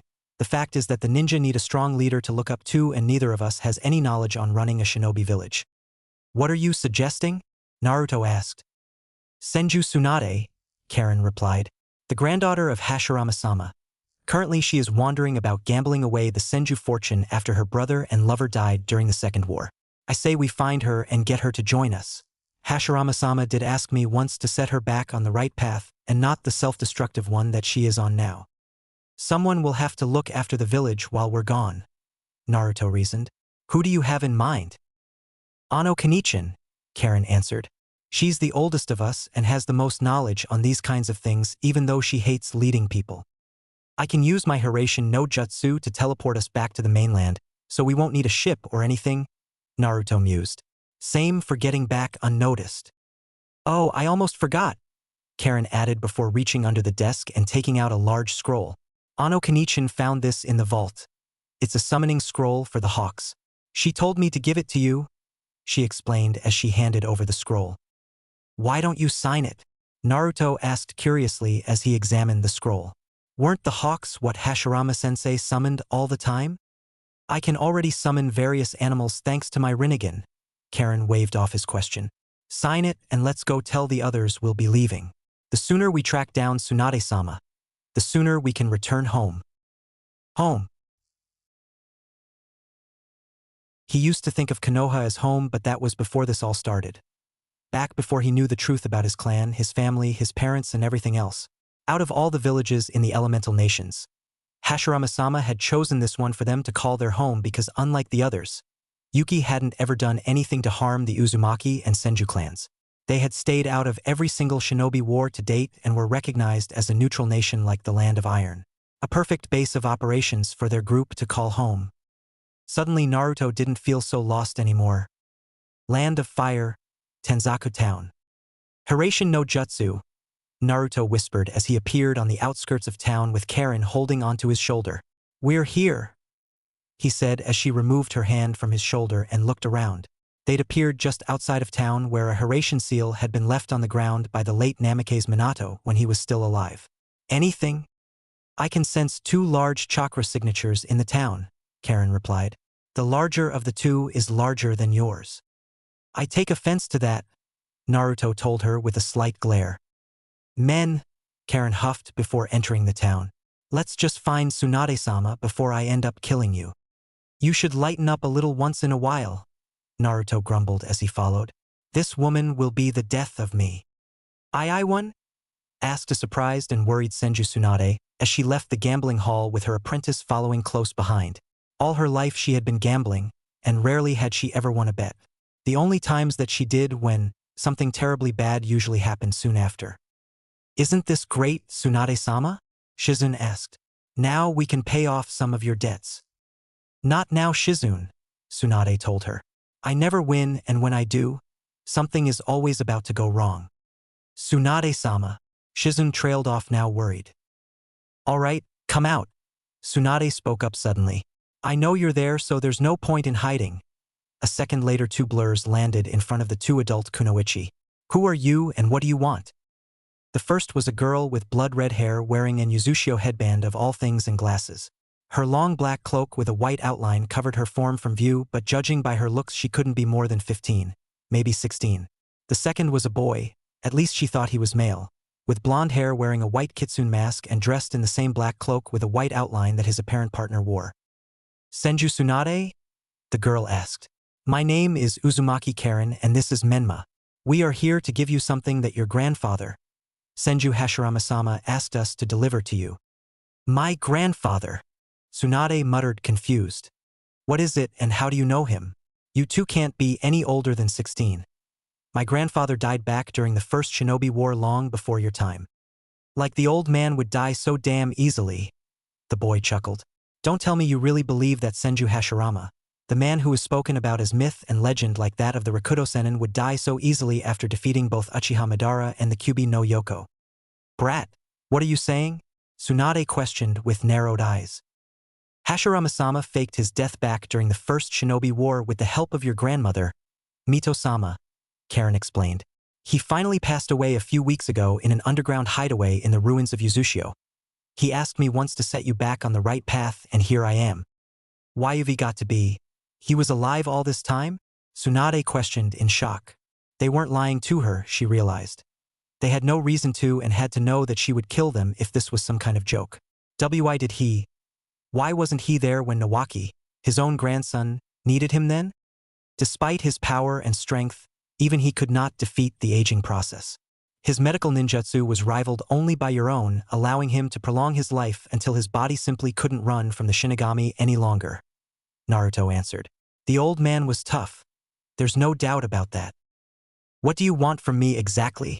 Tsunade asked the two Uzumaki. We're family, Naruto replied despite his own disbelief at his own words. Even after a year, he was still getting used to the fact that he now had a family, a clan to call his own. And families stick together. We're here to ask you to join us in re-establishing the Uzumaki Senju clan and bringing peace to this cursed world. Peace? Tsunade asked confused. Hashirama-sama trained us both to bring about a new age for the shinobi world, Karen explained. He wanted us to bring about a revolution on a scale akin to the founding of the shinobi nations themselves. That's a tall order, Tsunade whistled at that. You're talking about going up against the entire continent. It's the least we can do, Naruto responded. The old man gave us something that no one else did. He gave us a chance to do something right and protect the people we care about. The least we can do is try and fulfill his wish for a peaceful world without any war for those he left behind. Tell you what, Tsunade smirked. If you can defeat me, then I'll go with you and I'll even throw in my grandfather's necklace. Tsunade-sama. Shizune trailed off, becoming increasingly worried. And if we lose? Karen inquired. Then you'll leave me alone and I'll never see either of you again, Tsunade replied. One more time. Please, just one more time. Secretly she wanted to lose, but they all knew that she wouldn't hold back. All right then. Naruto nodded in agreement. Let's go wild. Shurato, Karen exclaimed as her hand detached from her arm, with only a long wire-like beam connecting the two littered with dozens of small bullet-shaped spikes attached. The small projectiles launched in a volley of flame and smoke before raining down on the fleeing Tsunade. Is she some kind of machine? Tsunade asked in thought as she evaded the fast-moving projectiles. They struck the ground around her and exploded in a torrent of fire, forcing her to jump away. That's an interesting ability, she mused as she landed back on solid ground. Hiraishin no Jutsu. She heard the whisper as a familiar three-pronged kunai landed beside her. That's Tsunade thought as Naruto appeared at her side. Rasengan, the masked blonde called out as he slammed the spinning chakra sphere into her gut faster than she could counter. Shit, Tsunade thought as the spiraling sphere exploded, and she was blown back with enough force to shatter the boulder that she'd been blasted into. Infuin Kai, she whispered as she stood back up. The seal on her forehead soon started to spread across her body as chakra that she long since started gathering flooded her system. Sozo Saze, she declared as she brought her now glowing green hand to her wound, and they watched as it rapidly healed before their eyes. What the hell is that? Naruto asked. Medical ninjutsu, Karen answered. Though it is not as advanced as Hashirama-sama's own, it will undoubtedly make this fight much harder. Mokuton no Jutsu, Naruto exclaimed as he raised his arm, and it quickly transformed into a large tree that shot at the Senju woman. That's my grandfather's jutsu, Tsunade thought in shock before disappearing in a burst of speed. She's fast, Naruto mused as she reappeared above him with her leg raised. Mokuton, Mokujihiki, he whispered as a dome of wood erupted from the ground and locked in place between the two. Hiraishin no Jutsu. He disappeared a second later and reappeared beside Karen, who he'd marked with his seal before they'd even returned to the mainland. Tsutenkyaku, Tsunade called out as she brought her foot down on the dome, causing it and the earth around it to break apart and upturn, changing the landscape of the battlefield. Jumped again. There's no doubt about it now. That's Minato's Hiraishin no Jutsu. But I thought it died with him, so how could this boy know it? Her chakra control and physical strength is top-notch, Naruto commented. She's stronger than the Sandaime Hokage at any rate.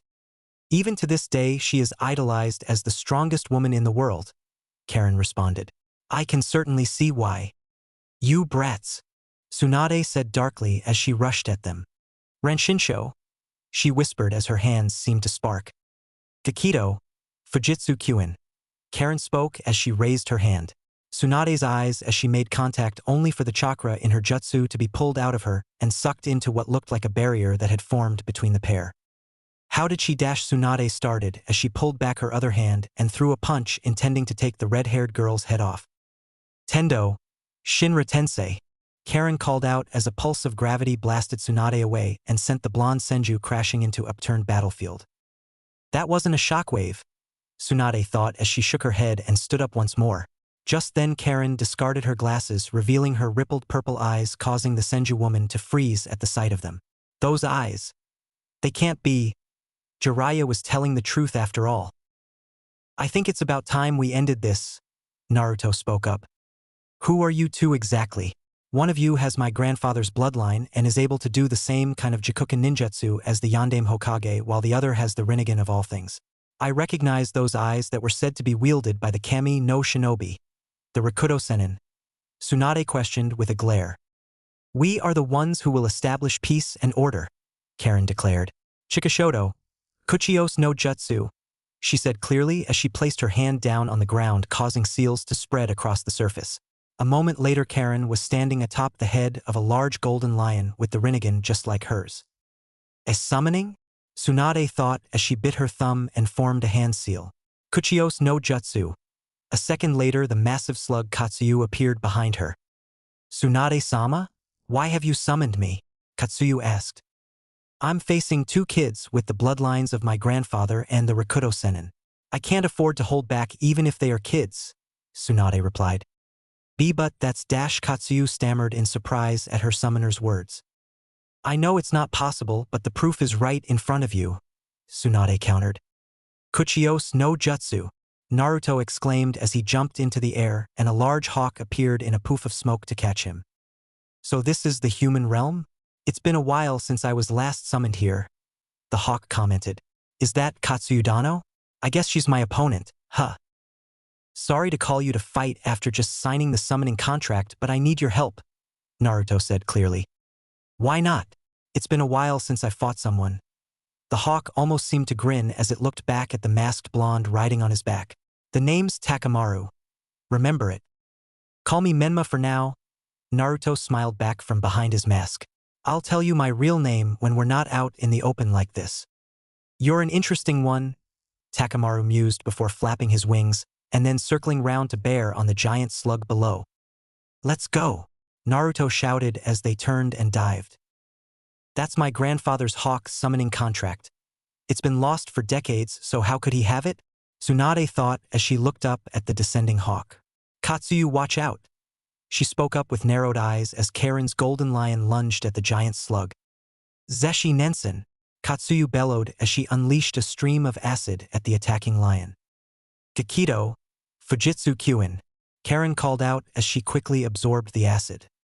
So she's even able to absorb that kind of jutsu too, Tsunade mused as the lion bit into the slug's side and pinned her down. Get off of her! The blonde Senju shouted as she jumped up and landed a solid punch to the lion's jaw, knocking it away with incredible force.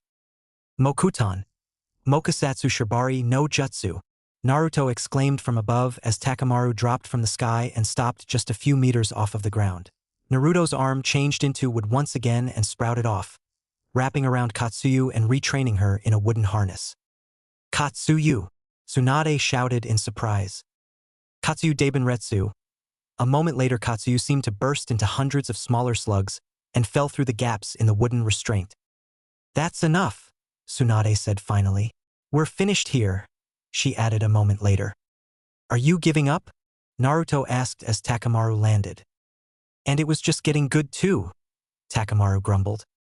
You two are strong, Tsunade said with a small smile.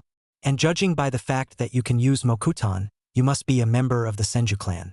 The only other Mokuton user I know has about the same level of skill in using it that you have, but he's twice your age. Only a Senju can possibly wield the full power of that bloodline, so that makes you family. She had long since given up on family, and yet now that she thought about it, not only did she feel better than she had in years, but she also noticed that she hadn't even taken notice that she'd been covered in blood from her wounds earlier. It seems her fear of blood had disappeared too. "So you'll come with us?" Karen asked as she landed beside the Senju woman. "Yes," Tsunade nodded as a worried Shizune approached. "As soon as I give you something," she added as she took off her grandfather's necklace. "I believe this belongs to you," she said as she handed it to Naruto once he dismounted from Takamaru's back. "It was my grandfather's. You could buy a mountain with it, though my grandfather originally created it to aid him in suppressing the Biju." "I see," Naruto nodded. "Thank you," he said as he took the necklace and put it on. "Are you sure about this, Tsunade-sama?"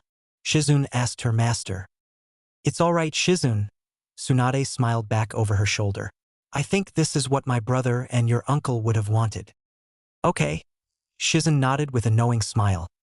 "Let's go home," Naruto offered. Land of Rain. Aim/Akatsuki Tower.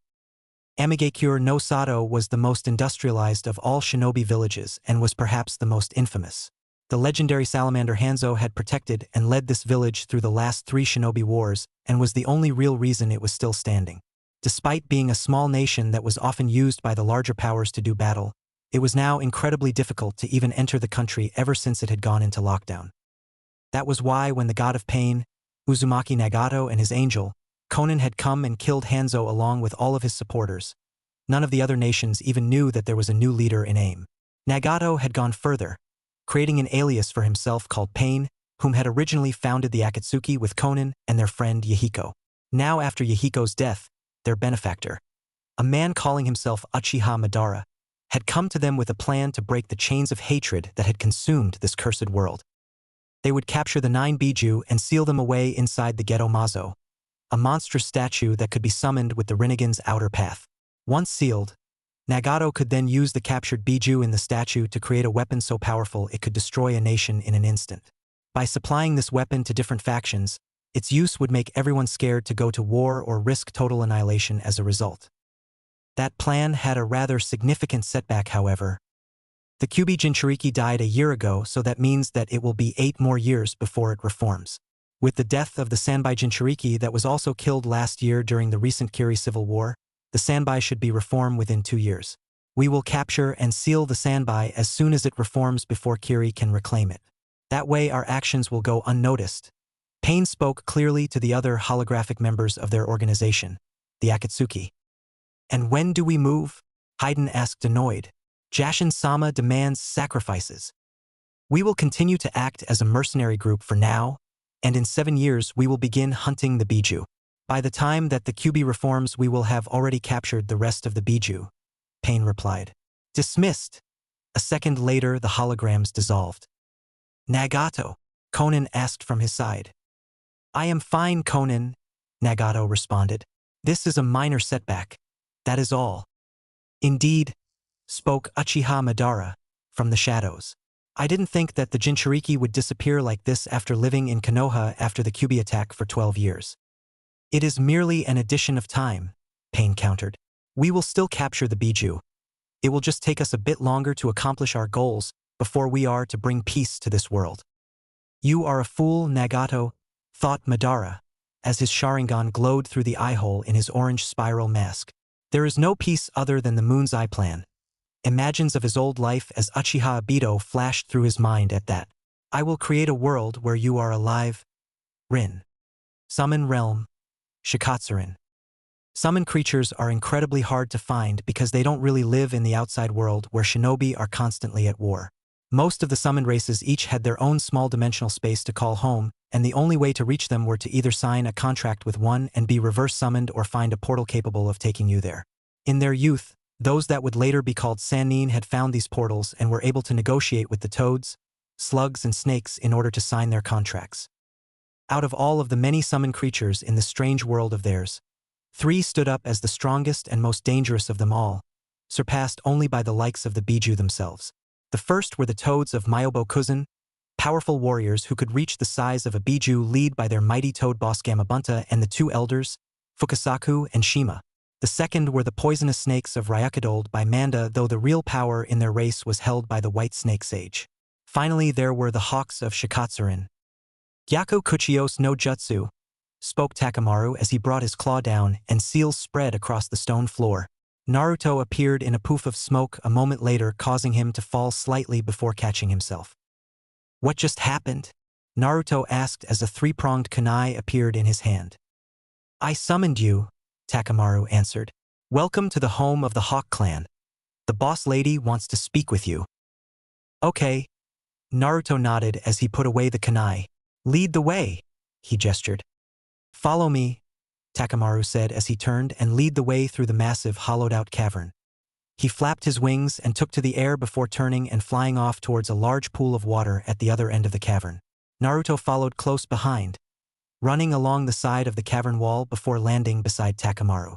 I've brought him, the hawk declared. Good, spoke a soft female voice as a large female hawk rose from the water. Uzumaki Naruto, the discarded child of prophecy. It's a pleasure to meet you, savior of this world. I'm not a savior yet, Naruto countered. And how do you know my name? Would you prefer that I call you Menma instead? Or perhaps Senju Hashirama? The female hawk asked back. A name means nothing to me. You simply are. I am Setsuna, the current leader of the Hawk clan, and as our summoner I expect great things from you just like my mother expected much the same from him. Doesn't everyone? Naruto muttered. What did you call me here for? I'm going to train you to complete your destiny, Setsuna replied. As powerful as you are still not strong enough to complete the task that has been given to you. So as our summoner I expect you to be the best there is. To that end I will personally train you in the hidden arts of our clan. I will train you in Senjutsu here in our home. Senjutsu? Naruto asked, having not heard of the term. It is the power of the world itself, Setsuna explained. Those who master it are granted the title of sage like the Rakuto Sennin of old. Do you wish to learn, summoner? Yes, Naruto nodded. Then shall we being? Jinchuriki Seal, Naruto's mindscape. It had been 4 years since he'd left Konoha and 3 since he'd joined Yuki. A now 16-year-old Naruto stood before the massive steel gates of the seal imprisoning the massive and dangerous Kyuubi no Yoko without his mask on. He'd grown by leaps and bounds since leaving Konoha, and now here he was, ready to take the next big step on the road to greatness. Spooky glare as usual, Naruto commented upon seeing the fox. Naruto, you. The Kyuubi trailed off with narrowed eyes. What are you plotting? He asked as Naruto ripped off the paper seal on the gate and threw off his cloak. Shut up and let me concentrate. Damn it. Naruto countered as he lifted his jacket and exposed the seal on his stomach. Here we go, he muttered as he pulled back the sleeve on his right arm, revealing the key seal he'd received from his father's clone 4 years ago. You, the Kyuubi mused with widening eyes as the seal unraveled. I see, he said as the last of the seal dissolved and he smashed open the steel gates. You've made one big mistake, Naruto, the fox shouted as he let loose a shockwave that shattered the sewer-like mindscape, turning it into a black void with a wet floor. I can take you on, Naruto countered. And what about the real you? The Kyuubi sneered with amusement. The real me? Naruto asked, confused. He means me, answered a dark and twisted voice from behind him. What? Naruto thought in surprise. He hadn't expected to encounter anyone else in here besides the fox, so it came as quite a surprise when he saw another him with red demonic eyes and covered in the Kyuubi's chakra with 3 tails. Who the hell are you? He questioned the clone. I'm you, the demon Naruto replied. I'm the real you. You'd need to deal with your real self first before even attempting to gain control of my power. The Kyuubi chuckled darkly. But that doesn't matter anymore because I'm going to kill both of you right here and now. This isn't going to be easy, Naruto thought as he watched the start to gather red and blue chakra spheres into a large black ball at its mouth. Oh shit. By Jidama, the Kyuubi bellowed as he unleashed the compressed chakra sphere at the 2 parts of his Jinchuriki. Jikuken Kekai, Naruto countered as he brought up a 3-pronged kunai. The sphere slammed into the barrier and was sucked in before Naruto turned and released the sphere behind him, right at the dark Naruto. The Dark Naruto? Yami's eyes widened as he pulled on more of the Kyuubi's chakra even as the sphere engulfed him and exploded in a dome of destructive power.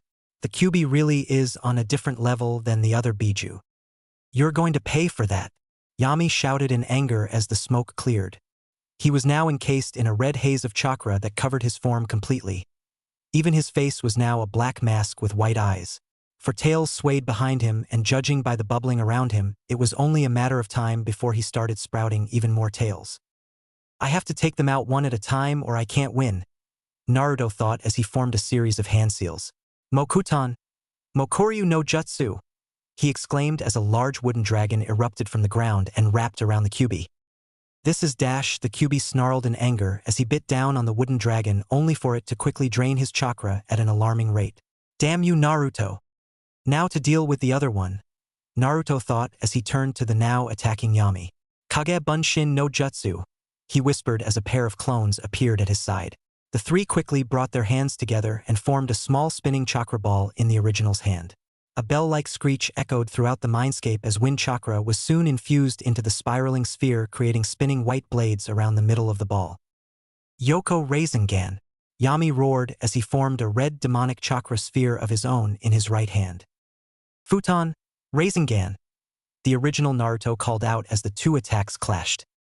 A tornado of wind formed around the two as red and blue chakra lashed out and tore at the destroyed mindscape. After a moment, the winds died down, revealing both Naruto and Yami standing with their hands extended and their backs to each other. After a moment of silence, Yami dropped to his knees, still covered in the Kyuubi's chakra, as a fifth and sixth tail formed, followed soon by a white bone exoskeleton. I can't lose here, Yami stammered as the chakra started to quickly overpower him. Mokuton Kakwan Nit Ten Sui Shu, Naruto exclaimed as a seal appeared on his hand and 10 wooden pillars rose up around cubified Yami. It's over for you, Naruto declared as he slammed his hand into the back of his darker self. A green line formed between as he jumped back to avoid Yami's chakra tails, and the pillars quickly pinned him down. Damn it!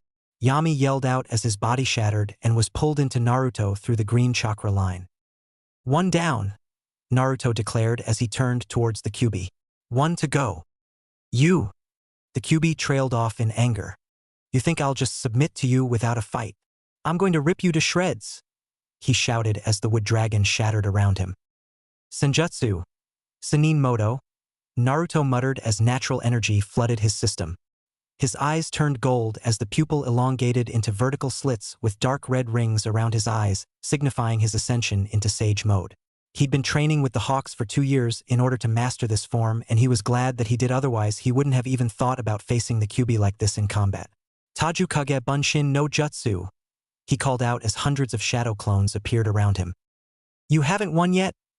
The Kyuubi snarled as Naruto jumped high into the air with a pair of clones.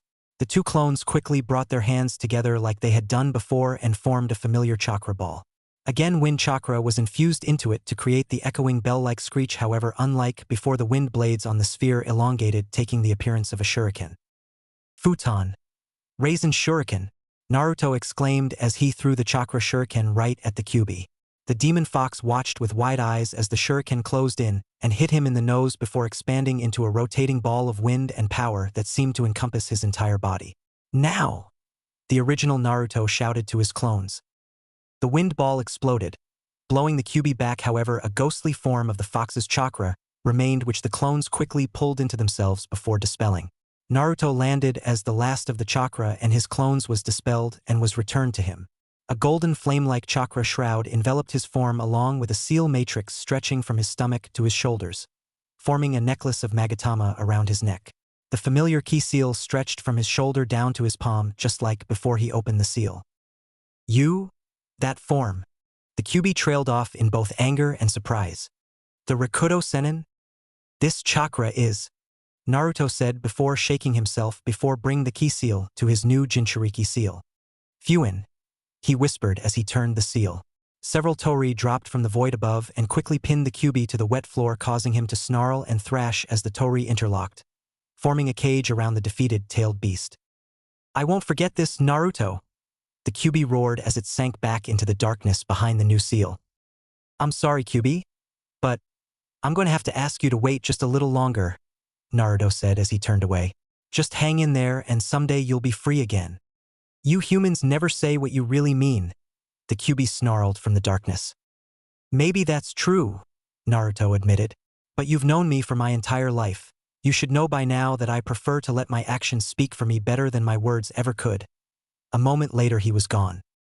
Old man Rikudo, the Kyuubi Kurama, mused silently. Could he be the one you spoke about? Land of Fire, Konoha/Training Ground 7.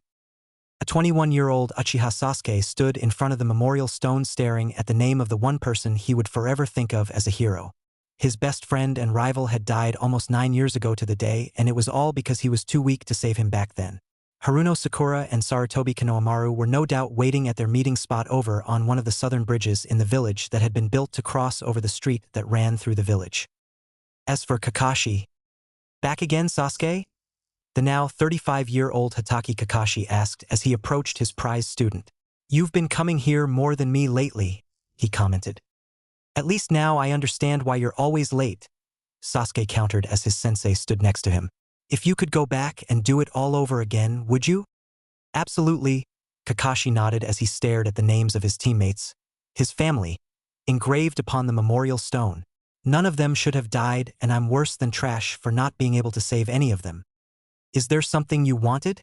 You're usually here before me," Sasuke asked curiously. "It's about your brother," Kakashi replied, causing the Uchiha to freeze at his words. "Hokage-sama has just informed me. Itachi is on the move along with the rest of the Akatsuki organization. Word has it that they've already captured the Sanbai, Rokubi, and Nanabai. It appears that the reason they've been keeping their heads down for all these years is because they've been waiting for the Kyuubi to reform after it died with Naruto 9 years ago." "The Kyuubi," Sasuke trailed off. "We can't let Itachi get control of something like that." "And we won't," Kakashi nodded. "Hokage-sama thinks that the Akatsuki will be coming after Konohamaru-kun soon, so he wants us on the move as much as possible, so they aren't able to track him down as easily as they can if he remains in Konoha." "Where are we going?" Sasuke asked the question. "Suna," Kakashi answered. "It's just a diplomatic mission. Land of Sound, Odo." For the last 9 years Orochimaru, the self-proclaimed Odokage of Odogekure no Sato, had been plotting and scheming in order to complete his ambition, to gain the Sharingan.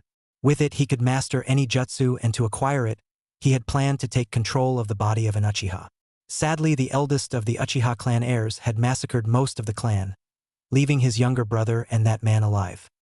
This had the unfortunate side effect of limiting his choice of candidates to take over, and this was made worse when he discovered that both of the Uchiha heirs had awakened the Mangekyo Sharingan, making it all but impossible for him to directly take over their bodies. It was a major setback that had forced him to give up on the idea of taking over the body of an Uchiha until one of them settled down and had children. He would have to wait for the time when the children of either Itachi or Sasuke had been born and matured enough for him to attempt to take over. There was no need to rush, however. After all, he was immortal and so could wait forever if need be. Sooner or later he'd have a prized Sharingan of his own, and by that time he would have perfected his immortality jutsu to the point that he could live a natural human lifespan in his new vessel before being forced to transfer. It was only a matter of time. As he turned a corner in the darkened hallway, the sound of a kunai coming at him caught his attention and his head moved to the side. A familiar 3-pronged kunai flew past him, making his eyes go wide in both surprise and recognition. A flash of yellow light was soon followed by a gasp as an equally familiar chakra sphere was embedded in his gut. "Hiraishin no Jutsu," the attacker spoke. "Rasengan." The spiraling sphere exploded violently, blowing him back and sent him crashing through the wall at the intersection. "About what I expected," he commented as he raised his hood, revealing his white kitsune mask. "Who are you?" Orochimaru questioned in anger as he rose from the rubble holding his wounded side. His mouth opened wide and another Orochimaru climbed out, leaving the first one to deflate and fall to the floor. "You dare to attack me here?" the Odokage demanded. "It's about time I stepped out into the open," Naruto spoke clearly. "I will show this world the peace that it has never had with my power, the powerful of Senju Hashirama." "Senju Hashirama." Orochimaru trailed off before chuckling. "Don't take me for a fool. He's long dead. You can't be him. You just can't." "I have no need to explain myself to the likes of you," Naruto countered as he formed a hand seal. "Mokuton, Jukai Koten, An entire forest seemed to erupt from the ground upwards, smashing through the ceiling and shook the entire base. That was, Orochimaru thought as he landed on one of the branches. There's no doubt about. That was a Mokuton jutsu created by the Shodai Hokage. Judging by the blonde hair, he must be related to Tsunade. Did she secretly conceive a child while away from Konoha? Shall we continue? Naruto asked from one of the nearby branches. Ninjendo, Karen whispered as she forcefully ripped out the souls of Jirobo, Sakan and Yukon. You should all bow in the presence of a goddess. She spoke calmly as if she had not just ended 3 lives like they were nothing. Who the hell are you, bitch? Tayuya questioned with anger in her voice. I am the one who will establish peace and order, Karen responded as she raised her hand. And I believe I told you to bow. The last word was punctuated with a sudden wave of oppressive chakra that almost forced the 2 remaining members of the Sound Four to their knees. Like hell I'll bow to you, Kadamaru shouted as his level 2 curse seal activated and quickly created a webbed bow in his hands. Kumo Senkyu, Suzaku, he said as he let loose an arrow right at the Uzumaki woman. Tendo, Shinra Tensei, Karen spoke as gravity rippled around her and exploded outwards. The room they stood in was blown apart as not only the arrow but also both Tayuya and Kadamaru were thrown back with incredible force. Sunlight shone on the down, uncovered portion of the underground base where Karen had just created a massive crater. They're not even worth my time, she sighed before jumping away. He just wouldn't die no matter how many times she slashed at him. His Suka no Jutsu allowed him to turn into water, essentially making her swings go right through him without leaving any lasting damage. Her teammate was having similar difficulty with the other one. The monster of a man with orange hair had transformed into a rampaging animal by activating his level 3 curse seal. That's the Kubikirabocho, huh? Suigetsu asked upon seeing the blade. Finally, I can start my collection. You are not getting your hands on this sword? Haku glared back. You can't even hurt me? Suigetsu laughed as Haku jumped away and quickly formed a set of hand seals. Now what are you doing? He asked curiously. Hayatan. Namaida Raitak. Haku called out as ice formed at Suigetsu's feet. What is to dash Suigetsu stammered as he was frozen in a block of ice. His water-like body acting as both a catalyst and a means to sustain his icy prison. Haku sighed as she attached the Kubikirabocho onto her back with chakra. She created this jutsu in order to flash freeze her opponents and use their own chakra cores to keep them frozen. Not too far away, the monstrous form of Yugo laughed as he unleashed a barrage of chakra beams at the fast-moving Hyuga Hinata. Her Byakugan was active as she easily evaded the assault before turning on heel and then lunging right at Yugo. Yugo's laughter was cut short as 2 large lion heads formed from chakra that coated the Hyuga Kunoichi's hands. Juho Sashiken! She exclaimed as she slammed the chakra lion heads into Yugo's chest. He was blown back with 2 large holes in his chest and couldn't help but scream as he struck the ground with an echoing crash, blowing up dirt and smoke upon impact. Are you done too? Haku asked after a moment of silence. He's dead, Hinata replied with a nod. We should regroup with the others. Agreed. Haku nodded and the 2 jumped into the trees. The longer this went on, the more worried Orochimaru was becoming. So far he hadn't been able to get even one good hit in on his masked assailant. He'd just been getting knocked around and beaten by Senju Hashirama, of all people. Not since he and his teammates had been defeated by Hanzo back during the Second Shinobi War had he been so outclassed by someone else. Whenever he attacked, Naruto would just teleport away to one of the nearby kunai, making it incredibly difficult to land a blow on him. The Otokage had heard that when that accursed brat, Namikaze Minato, had fought the Raikage and the Hachibi Jinchuriki years ago, he had been able to dodge the Raikage's fastest punch and was regarded as the fastest man who ever lived. Now there seemed to be another. A Senju with the Mokuton bloodline who had mastered the Minato's Hiraishin no Jutsu had appeared out of nowhere and challenged him. Whoever he was certainly living up to the legend that Senju Hashirama had left behind after he departed from this world, if this man's strength was any indication. Are you finished? Naruto asked, seemingly unimpressed, and he really was. He'd come into this fight expecting better of a Sannin that was supposed to be on par with Senju Tsunade, but this was pathetic. For the supposed genius of the Sannin, the snake summoner just wasn't able to keep up with someone like him. Honestly, if it weren't for the freakish regeneration ability of his to shed his skin, then Naruto would have already killed him long ago. Do not look at me with those eyes. Orochimaru sneered back as his legs came together and became a snake-like tail, He disappeared in a burst of speed, slithering his way around destroyed trees before leaping at Naruto, the Kusanagi no Tsurugi appearing from his mouth, ready to stab his opponent. He hated eyes like that. As a genius hailed as one of the greatest shinobi of his generation, he'd always received either looks of respect and pride while growing up. Now he received both fear and hatred, though he didn't care about that last one because he always found amusement in the fact that those who hated him simply couldn't even touch his greatness. This man, though, his eyes were much like that accursed Itachi's, only worse. Itachi always looked at him with disinterest like many others, however this man looked at him as if he was nothing to him. He idly wondered if this was how Kakuzu had felt when he had confronted Senju Hashirama decades ago, assuming that this man was actually telling the truth and was indeed the second Kami no Shinobi. Too slow, Naruto thought as the sword came and impaled him through the chest. Die! Orochimaru shouted with a glare only for his eyes to widen when the man he had just stabbed turned into wood and broke into pieces. A wood clone, he thought in surprise. When did he switch? Mokuton, Kajikai Korin. Naruto's voice echoed as a massive plant sprouted up from the ground. Gas blew out from it, covering the area in a fog and forcing the Otokage to restore his legs and jump away. Futon de Tapa, Orochimaru exclaimed as a gust of wind blew the gas away, allowing him to flee the area. Mandara no Jin, he said as he dropped to the ground once. He was far enough away and spewed hundreds of snakes from his mouth at the pursuing masked blonde. Not good enough, Naruto thought as he gazed upon the attacking wall of snakes and formed a hand seal. Mokuton, Mokoryu no Jutsu. He spoke clearly as a massive wooden dragon shot out of the ground behind him and turned. He jumped up onto the head of the wood dragon as it descended upon the snakes and tore into them, slaughtering them in a matter of seconds. I've had enough of this game of cat and mouse, snake. You! Orochimaru glared before forming a series of hand seals and then slamming his hands down on the ground.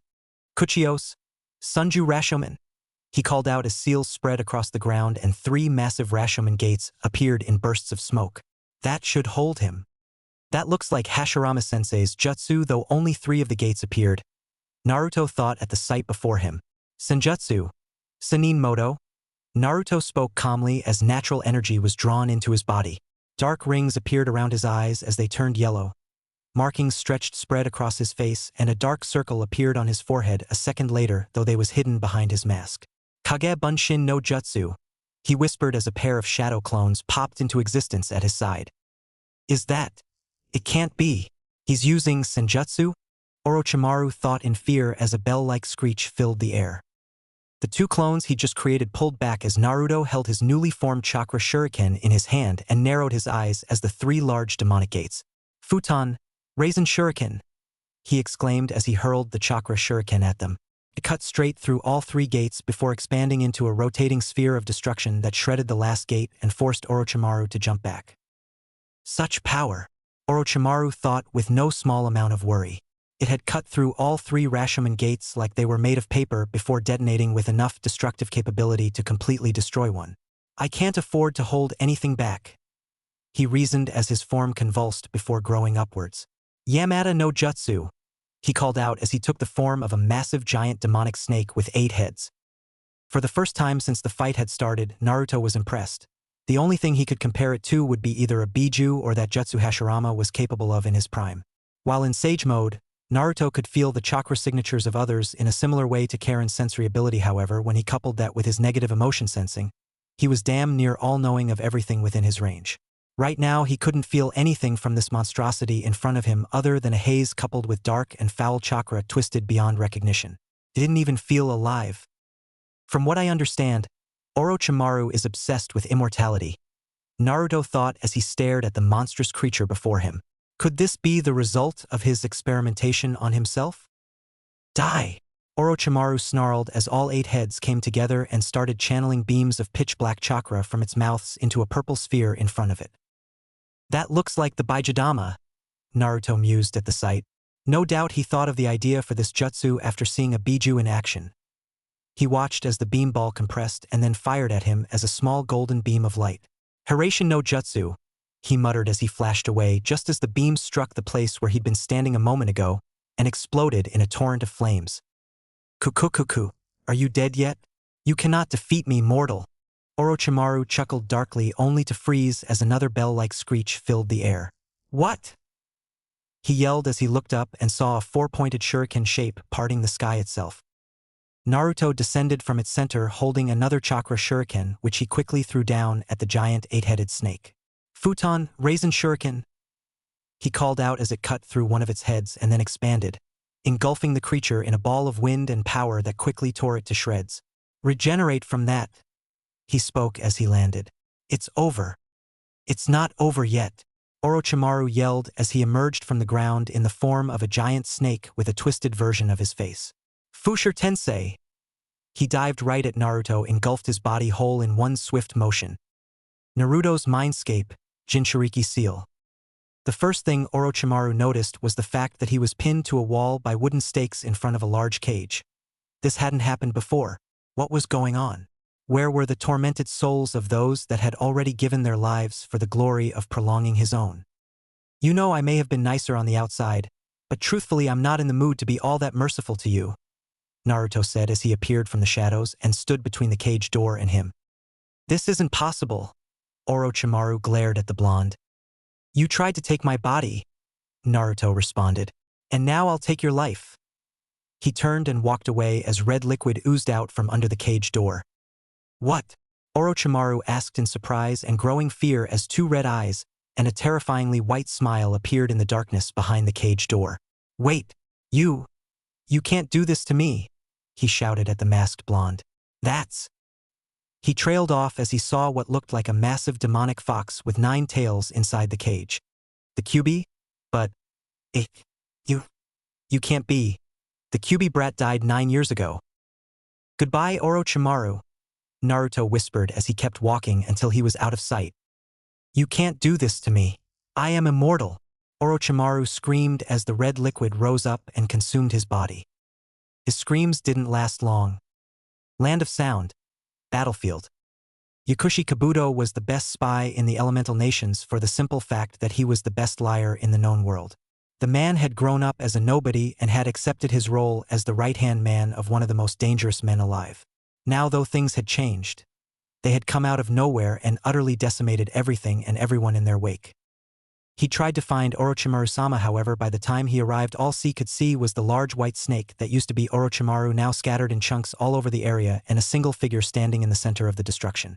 Kabuto gulped as the masked figure turned to him and simply walked past him, not even sparing him a glance. He turned his attention to the remains of his former master and couldn't help but feel lost. After so long serving the man, he had no idea what to do with his life beyond that. Perhaps it was time for the servant to become the master. Naruto arrived at the rendezvous site where his teammates were waiting and noticed that though Hinata and Haku seemed to have a few scratches on them, they were unharmed. Karen looked up as he approached and he nodded to her. Orochimaru is dead, Naruto declared.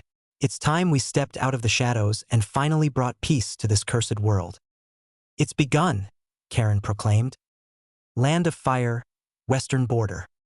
The 18-year-old Sarutobi Konohamaru, grandson of the Sandaime Hokage and the 4th Jinchuriki of the Ichibi no Tanuki, was considered by many to be a genius. By the age of 12, the young man had mastered several high-level ninjutsu and despite being a genin at the time, he was arguably far stronger than others his age. Now at age 18, he had reached the rank of Jonin and had been reassigned back to his spot on Team Kakashi. 9 years ago, his first sensei and brother figure, Uzumaki Naruto, had been killed in action, taking the legendary Kyuubi no Yoko with him in death. Initially, he'd been both angry and scared, blaming those that were now his teammates for his Enai-san's death, but he'd moved on since then and forgiven them after finding out all of the details of that day. Since the Ichibi attack 8 years ago and its subsequent sealing within his body by his grandfather to protect Konoha, he'd been training constantly in order to gain better control of its power. However, it was a slow process since the seal that had been used to imprison the sand demon was the Shiki Fujin, the strongest Fuinjutsu in the known world. The seal allowed some of the Ichibi's chakra to leak into his chakra core, greatly increasing his chakra reserves at an alarming rate. However, that was all it did. Unlike the current Kazekage, Sabaka no Gaara, who used to be the Ichibi Jinchuriki before him, his seal was actually far more powerful and restrictive to the demon within than the one Gaara used to have. Gaara's seal was almost non-existent, allowing the Ichibi Shikaku to exert a rather disturbing amount of torture on his Jinchuriki. This resulted in nightmares, whispers of killing, and even going as far as to take direct control of Gaara's body whenever he fell asleep. On the positive side, it also granted him the ability to control sand to a degree only rivaled by Senju Tobirama's control over water. He also gained an automatic defense in the form of a sand barrier controlled by Shikaku that would constantly be thrown up whenever his Jinchuriki, and by proxy himself, was attacked. Konohamaru's seal, on the other hand, restricted Shikaku from doing any of those things. The young Sarutobi had been glad that he wouldn't have to stay awake forever and constantly have the sand demon talking in his head all the time. However, he did find it annoying that he wouldn't be able to control sand like Gaara was capable of. It would certainly be useful, especially considering Gaara was regarded as the strongest Kazekage of them all because of his talent. In regards to Konoha, the village he was named after, the civilians hated him and the ninja hated the Ichibi within him. He had their respect as a shinobi, and as the grandson of the Sandaime Hokage he was acknowledged by the villagers. However, his relations with those outside of his team were strained. Only his teammates, the Godaime Hokage, Tenzo, and the strange Hyuga girl, Hanabi, who kept following him around when not on missions, ever treated him like a normal person. Thankfully, Jiraiya-sama had taken to training him, even going so far as to allow him to sign the Toad summoning contract. He knew the Toads were one of the 3 most powerful summons in existence because they could do some strange jutsu that he hadn't heard of before, and it made them ridiculously strong. He couldn't wait to learn that. "Is it just me, or is it hot out here?" Sakura asked. "Of course it's not you," Konohamaru replied without thinking. "We're almost to the desert, so of course it's going to get hotter." Sadly, the only words the Pinkette caught were "not you" and "get hotter," so naturally she took it the wrong way. The punch came out of nowhere, smacking the teenage Sarutobi across the jaw, sending him crashing into a nearby tree. Though her chakra control was perfect and her reserves were larger than they were years ago, she just couldn't duplicate the legendary physical strength of Senju Tsunade. In another life, that single punch would have damn near killed Konohamaru. However, that was not the case here since she'd been reassigned from her previous posting on Team Kurenai. After being placed under the command of Yuhi Kurenai at the age of 13, she'd been taught many a genjutsu and had even dabbed into a bit of medical ninjutsu. Because of this, she had quickly rose to the rank of Chunin at the age of 14 and had remained there ever since, opting not to take the Jonin exams until she felt that she was ready. She'd come a long way from her genin days as a useless fangirl. "Idiot!" Sakura gritted in annoyance. "I swear he's almost as bad as Naruto was." What did I say?" Konohamaru asked as he pulled himself together. "HN," was Sasuke's response. "You're all a barrel of laughs," a familiar voice said in amusement from behind them. "That's Kakashi thought as he turned swiftly. Hashigaki Kisame." It was indeed the blue-skinned swordsman. "But that means dash." "Hello, Sasuke," a calm voice spoke up, catching their attention. "Itachi." Sasuke trailed off as his older brother stepped out from behind a nearby tree. "It wasn't easy finding you, Ichibi," Kisame commented. "But you see, my blade Samahata just loves powerful chakra. It was rather persistent in tracking down you. Very tasty scent. I'm afraid you're going to have to become food for Samahata now. Don't worry though, we won't kill you." "Surrender the Ichibi," Itachi demanded calmly. "We only need the Jinchuriki alive. The rest of you can disappear." "Kakashi," Sasuke spoke over his shoulder as he kept his eyes on his older brother. "I'll handle Itachi." "Sasuke," Kakashi warned. "I'm the only one who can fight him," Sasuke reasoned. "All right," Kakashi nodded.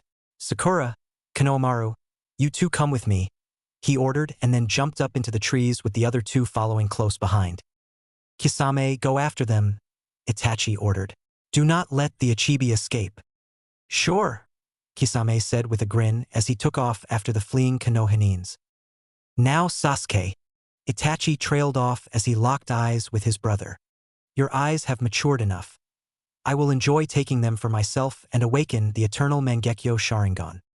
"If you want my eyes," Sasuke countered, "then come and claim them." Their Sharingan shifted into their respective Mangekyo forms and they both whispered the word, "Tsukuyami." "Konohamaru, we'll attack him together," Kakashi spoke as they jumped from tree to tree. "Sakura, hang back for now. We might need you in a minute." "Yes, sensei," Sakura nodded in reply. "Now," Kakashi shouted as he landed on the branch of a tree and immediately turned around. He launched himself back at the pursuing Kisame even as Konohamaru followed, a shuriken in his hand. His jump was slightly to the side as he threw the small projectile, his hands rapidly forming seals. "Raikiri!" the gray-haired former Umbu captain exclaimed as lightning encased his fist and he thrust it out at the Kiri nuke Nin. "Not bad," Kisame commented as he blocked with Samahata. The lightning died immediately and the chakra behind it almost seemed to be pulled into the now giggling sword. "But ninjutsu is useless against someone like me," he laughed as he pulled back the blade, shaving some of the skin off of the Kapinin's palm. "Shuriken Kage Bunshin no Jutsu," Konohamaru called out as the shuriken he had thrown at Kisame suddenly became 20, forcing him to pull back. "You're not getting away!" the teenage Sarutobi shouted as he formed another set of hand seals and took a deep breath. "Katon, Heizukisho!" He exhaled a cloud of black powder from his mouth which engulfed the fleeing swordsman. The powder burst into flames a moment later in a fiery blaze even as Konohamaru formed another hand seal. "This kid is pretty good," Kisame mused as the flames were absorbed by Samahata. "But not good enough." He laughed as he felt his sentient sword start to merge into his back. "Kage Bunshin no Jutsu," Konohamaru muttered and a single shadow clone appeared at his side. "Rasengan!" he exclaimed as he lunged at Kisame with a spinning chakra ball in hand. "I need to thank Kakashi-sensei for teaching me this jutsu," he thought as he closed in only for him to suddenly and violently be blown back by a massive blast of water. What the dash Konohamaru stammered in surprise as the water washed over the area, engulfing him and his teammates. "A Suiton jutsu on this scale is..." Kakashi trailed off in thought at the sight. "Suiton. Dai Bakusui Shoha." Kisame laughed as the water took the shape of a massive dome. He appeared in front of them, swimming through the water, and though their vision was obscured they were able to make out his new appearance. "Is that Kisame?" Kakashi thought in surprise. The swordsman was no longer holding his sword and had seemed to have transformed into a human-sized blue shark with fins and gills. His chakra has merged with that of his sword. Could he have bonded directly with it? "He really is a monster," Sakura thought at the sight. "Die!" Kisame yelled through the water as he rapidly closed in on his prey. "I have no choice," Kakashi mused darkly and formed a hand seal. His left eye, the Sharingan, changed and shifted into its Mangekyo form much to Kisame's surprise. "Kamui," he whispered into the water as time and space distorted in the center of the dome. What the dash Kisame stammered in surprise. The water was pulled in, forcing him to flee the dome. This bought enough time for Kakashi, Sakura and Konohamaru to escape also. That was Itachi's level of Jujutsu. The monster shark mused as Samahata detached itself from his body and he returned to human form. "Are you all right, Kakashi-sensei?" Sakura asked worriedly. "I'm fine, Sakura," Kakashi replied, though sweat was now pouring down his forehead. "I can't use that jutsu all the time," he mused calmly. "The key to his strength seems to be his sword. If I take that out, then Konohamaru should be able to finish the job." "You little punks?" Kisame grinned as he brought Samahata to his side and charged forward. "Kamui," Kakashi whispered as he focused on the arguably sentient sword. Space and time distorted as the sword was pulled into the artificial vortex he created at its handle. "The fuck dash!" Kisame yelped in surprise as he was forced to drop his prized sword. A second later, the blade vanished along with the rupture in space-time that had formed, leaving him without a weapon, greatly angering him. "You son of bitch!" he yelled as he formed a series of hand seals. "Kakashi-sensei!" Sakura screamed in worry as Kakashi fell face first onto the ground. She rushed over to him and quickly checked him over. "He's used up a lot of chakra," she thought before throwing his arm over her shoulder and pulling him up. "Get out of here. I'll hold him off," Konohamaru shouted to his pink-haired teammate over his shoulder. But Sakura started. "Go!" Konohamaru shouted again. "Damn it!" Sakura thought before she turned around and jumped back into the trees with an unconscious Kakashi slung over her shoulder. "Suiton. Daikoden no Jutsu," Kisame bellowed as a huge water shark formed behind him and then descended upon the teenage Sarutobi. Konohamaru cursed in thought as the water shark struck down on him with an echoing splash. Silence soon followed as the water level receded and Kisame watched with great satisfaction when the lifeless form of the Ichibi Jinchuriki floated face down in the water. The annoying little shit was weak after all. This brat cost me Samahata, so I'll enjoy watching as the demon is ripped from his body. Not too far away, Konohamaru landed on a tree branch and looked back at the battlefield. I hope my shadow clone fooled him, he thought before dropping down to the ground below. Even I was almost unable to catch that last move of yours, spoke a familiar monotone voice from behind him. Shit, Konohamaru cursed as he quickly turned to see the infamous Uchiha Itachi standing not too far away. What are you doing here? What happened to Sasuke? I am merely a clone, Itachi told him before he burst into dozens of black crows. Genjutsu, Konohamaru thought as he formed a hand seal. A pulse of chakra shattered the illusion, however the crows still remained, much to his surprise and mounting worry.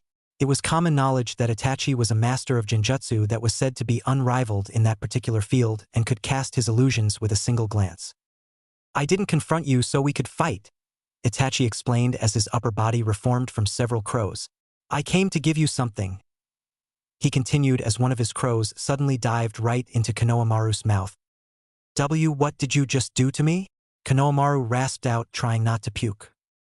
Just something that may be needed in the near future, Itachi replied before he burst into crows again and flew away. We will not meet again. What the hell was that about? Konohamaru thought as he felt the genjutsu finally break. I'll worry about it later. For now I need to catch up with the others. Sakura, Kakashi rasped out as he regained consciousness. What happened? You passed out after using some kind of jutsu, Sakura replied in relief as they stopped in a clearing. You had me scared there for a moment. I'm fine though, I will probably be bedridden for a while after this, Kakashi reasoned. It seems I've been neglecting my chakra control if using Kamui twice can drain me so much, he added in thought. Where are Konohamaru and Sasuke? He stayed behind, Sakura stammered out with tears falling freely down her face. Actually, I'm right here, Konohamaru answered as he stepped out from behind a tree. But thanks for caring, he added with a wide smile. But that's not Sakura stuttered in response. I made a shadow clone and pumped it full of Shikaku's chakra. I pulled a switch and then escaped. Judging by the fact that they haven't dispelled it yet, I'd say they bought it, Konohamaru explained. It's probably best if I don't mention Itachi for now. And Sasuke? Kakashi inquired. I haven't seen him, Konohamaru replied grimly. I see. Kakashi nodded before standing back on his own 2 feet. I'll go back and look for him. I want you two to head for Suna right now and don't stop running until you get there. There's always a chance that Kisame will discover your clone is a fake and then come after you again. The same trick won't work twice either, so our best bet right now is to get you as far away from him as possible. We can't just leave you and Sasuke-kun, Sakura spoke up. I'm giving you two a direct order, Kakashi told them. Get going now. Those who disobey orders are trash, but those who abandon their comrades are worse than trash, Konohamaru said after a moment of silence. How can you expect us to follow that order knowing that we'd be leaving you to die out here? Have some faith, Kakashi responded. I've lost one student already because of my negligence and I won't lose another. You two head for Suna. Sasuke and I will catch up later. I'll hold you to that, Kakashi-sensei. Konohamaru nodded before turning away. Come on, Sakura, he said to the pinkette. But Sasuke-kun is still Sakura started. He'll be fine, Konohamaru reassured her. If there's one thing I've learned since I joined this team, it's that the Uchiha team just refuses to die. He'd been put under the Genjutsu, Tsukuyomi, before, however, this time it was different and far more dangerous. This time he wasn't some kid who had recently awoken the Mangekyo Sharingan. This time he was able to cast the exact same Genjutsu on Itachi the moment he was attacked, thus putting them on equal footing, so to speak. However, this also caused their Genjutsu and, more importantly, their minds to link in order to create this artificial world that they had found themselves in.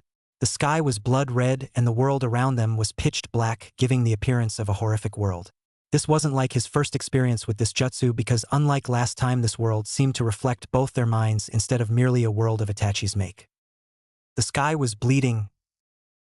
He didn't pay attention to the bloody rain that started to pour down on him when he spotted Itachi standing not too far away. The older of the two Uchiha seemed unconcerned at the state of the world they had found themselves in and turned to face his younger brother.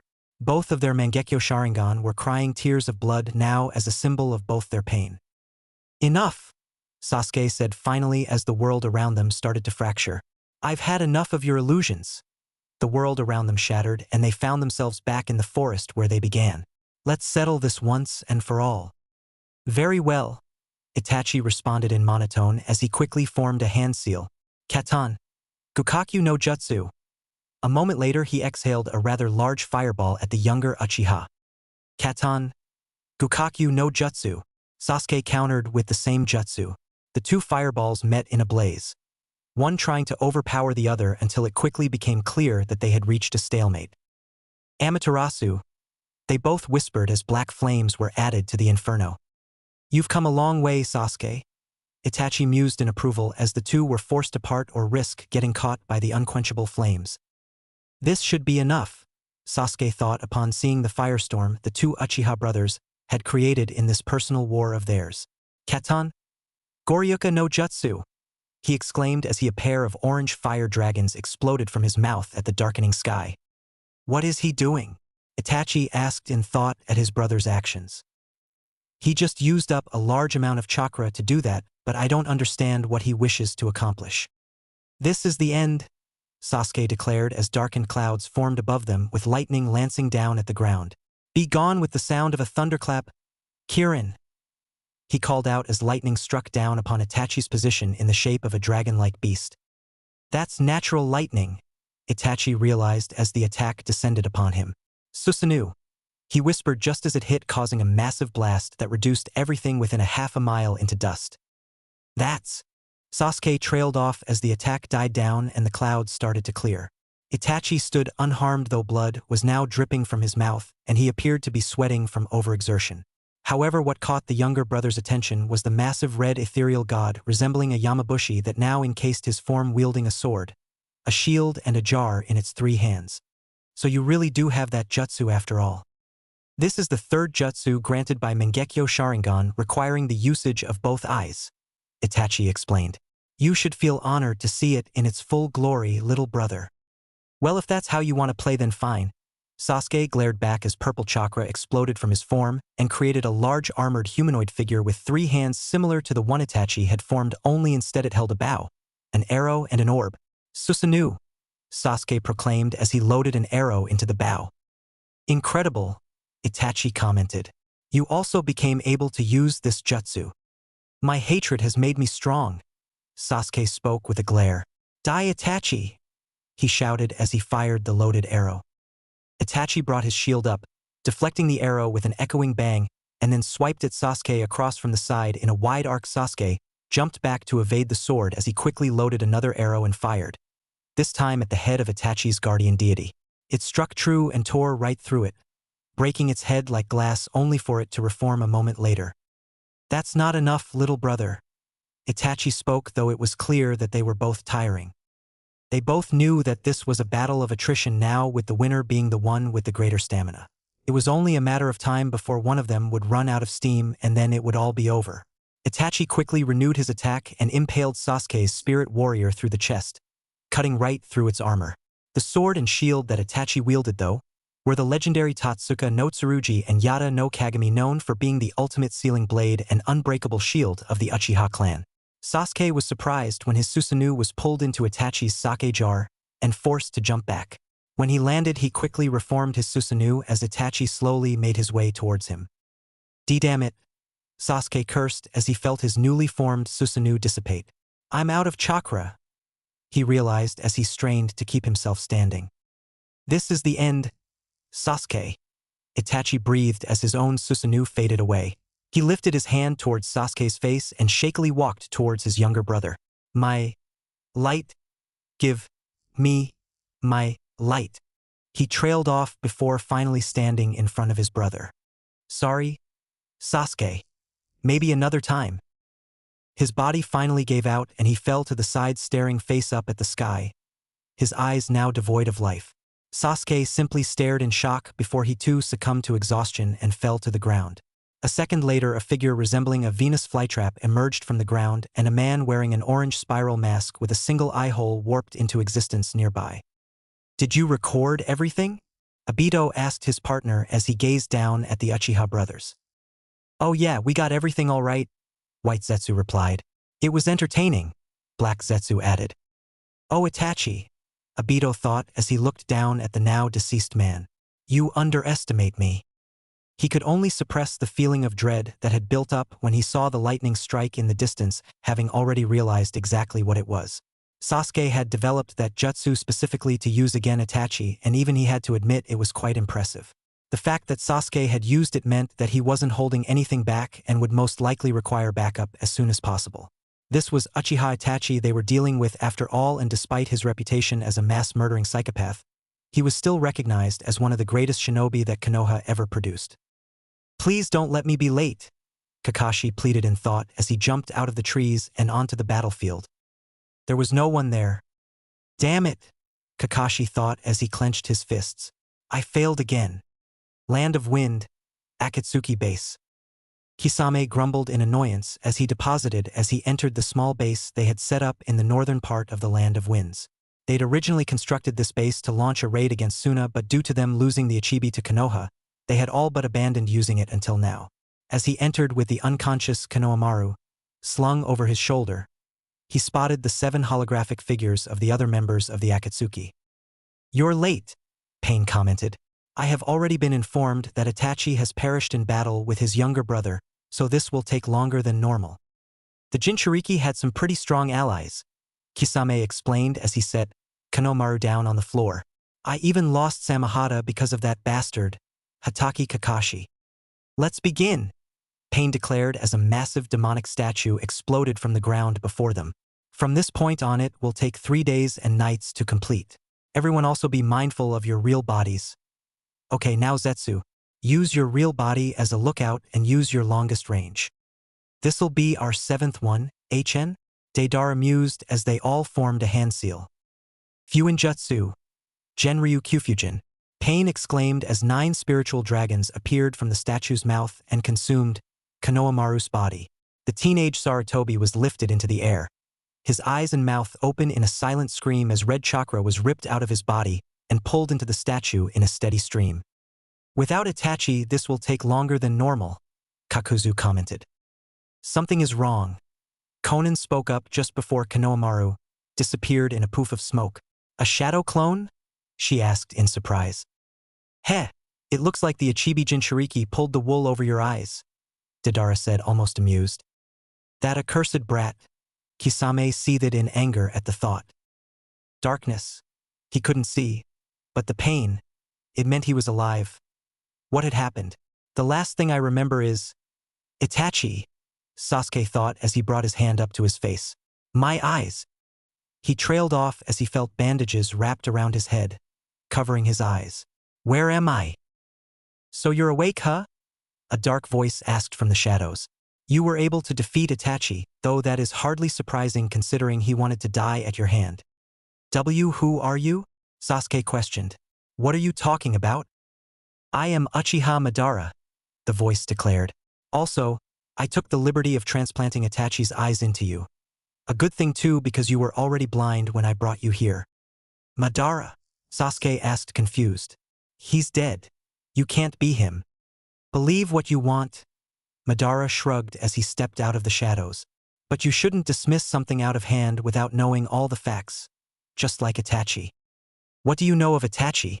Sasuke questioned further. "Let me tell you the truth about Itachi and the Uchiha clan. After all, I was the one who helped in the massacre," Obito declared. "You helped him?"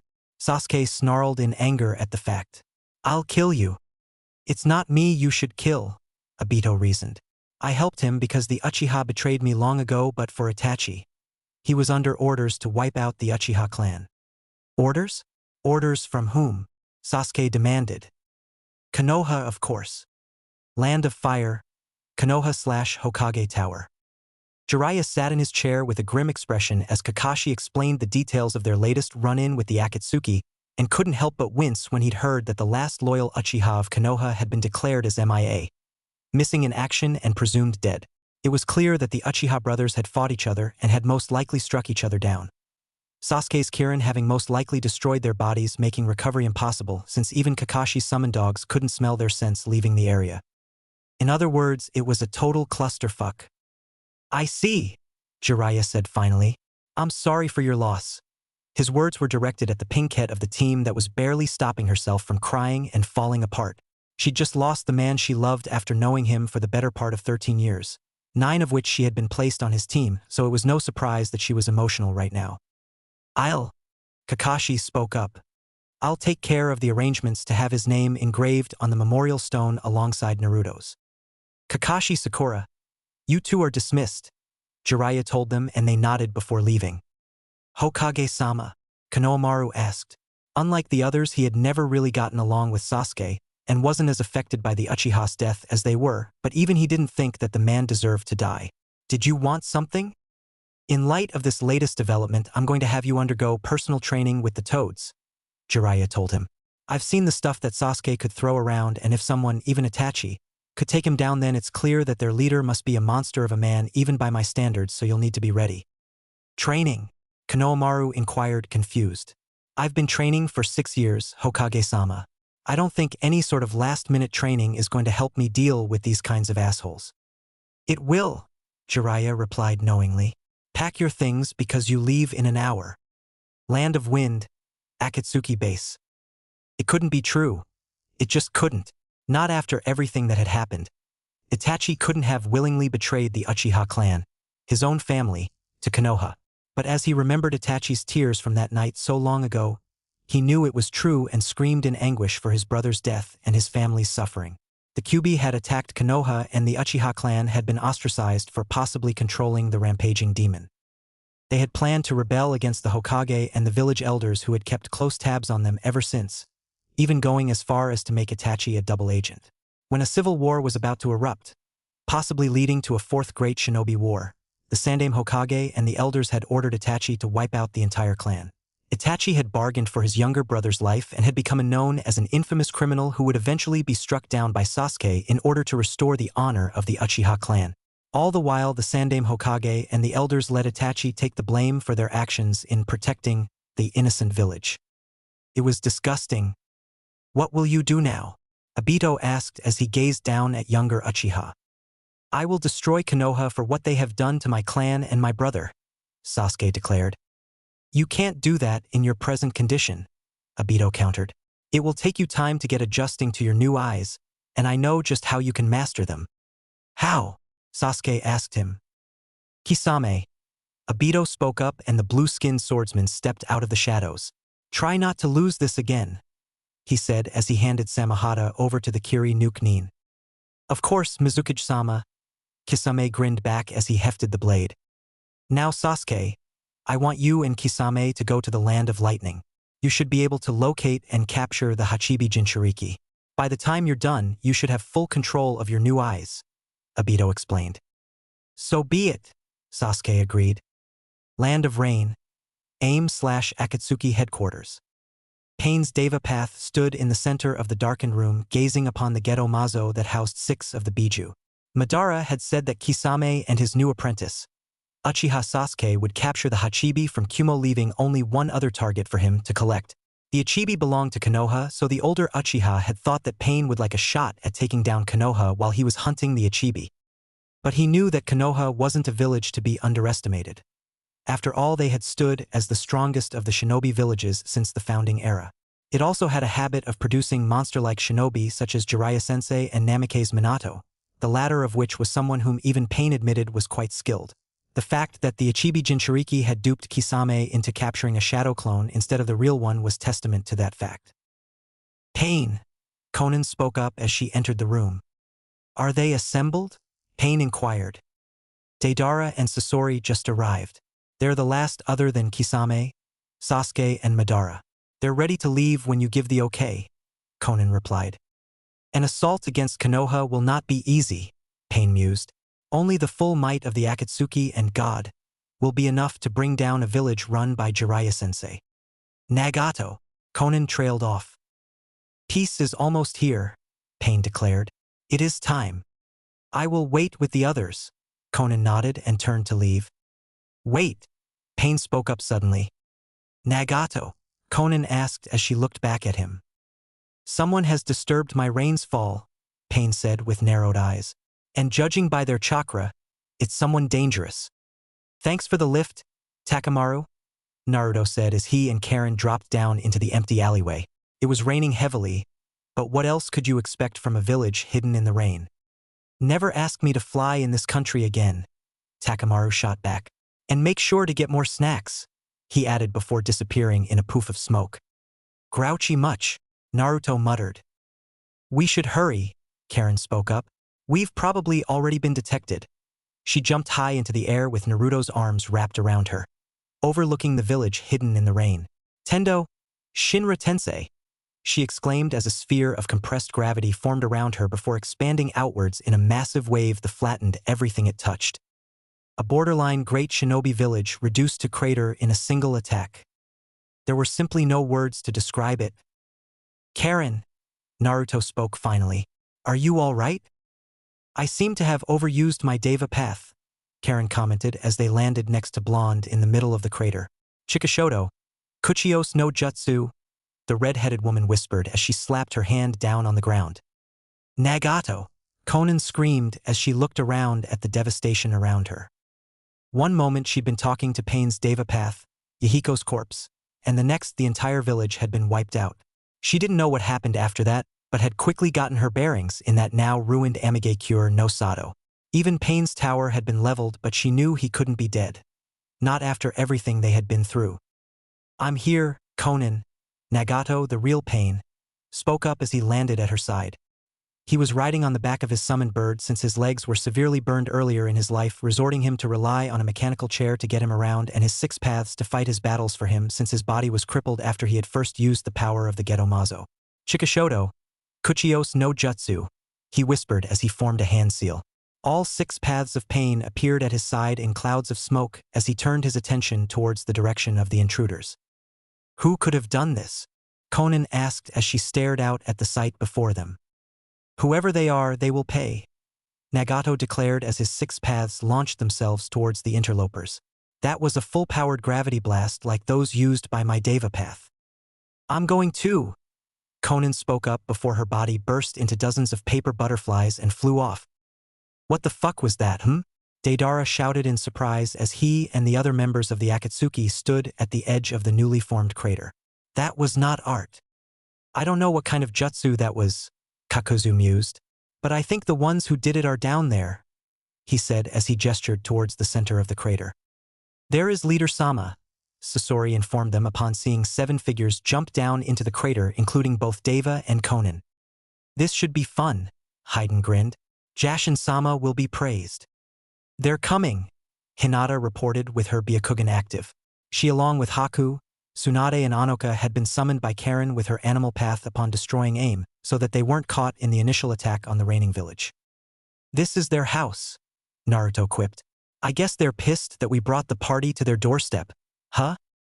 The Akatsuki are not to be underestimated, Menma-sama, Anoka told him.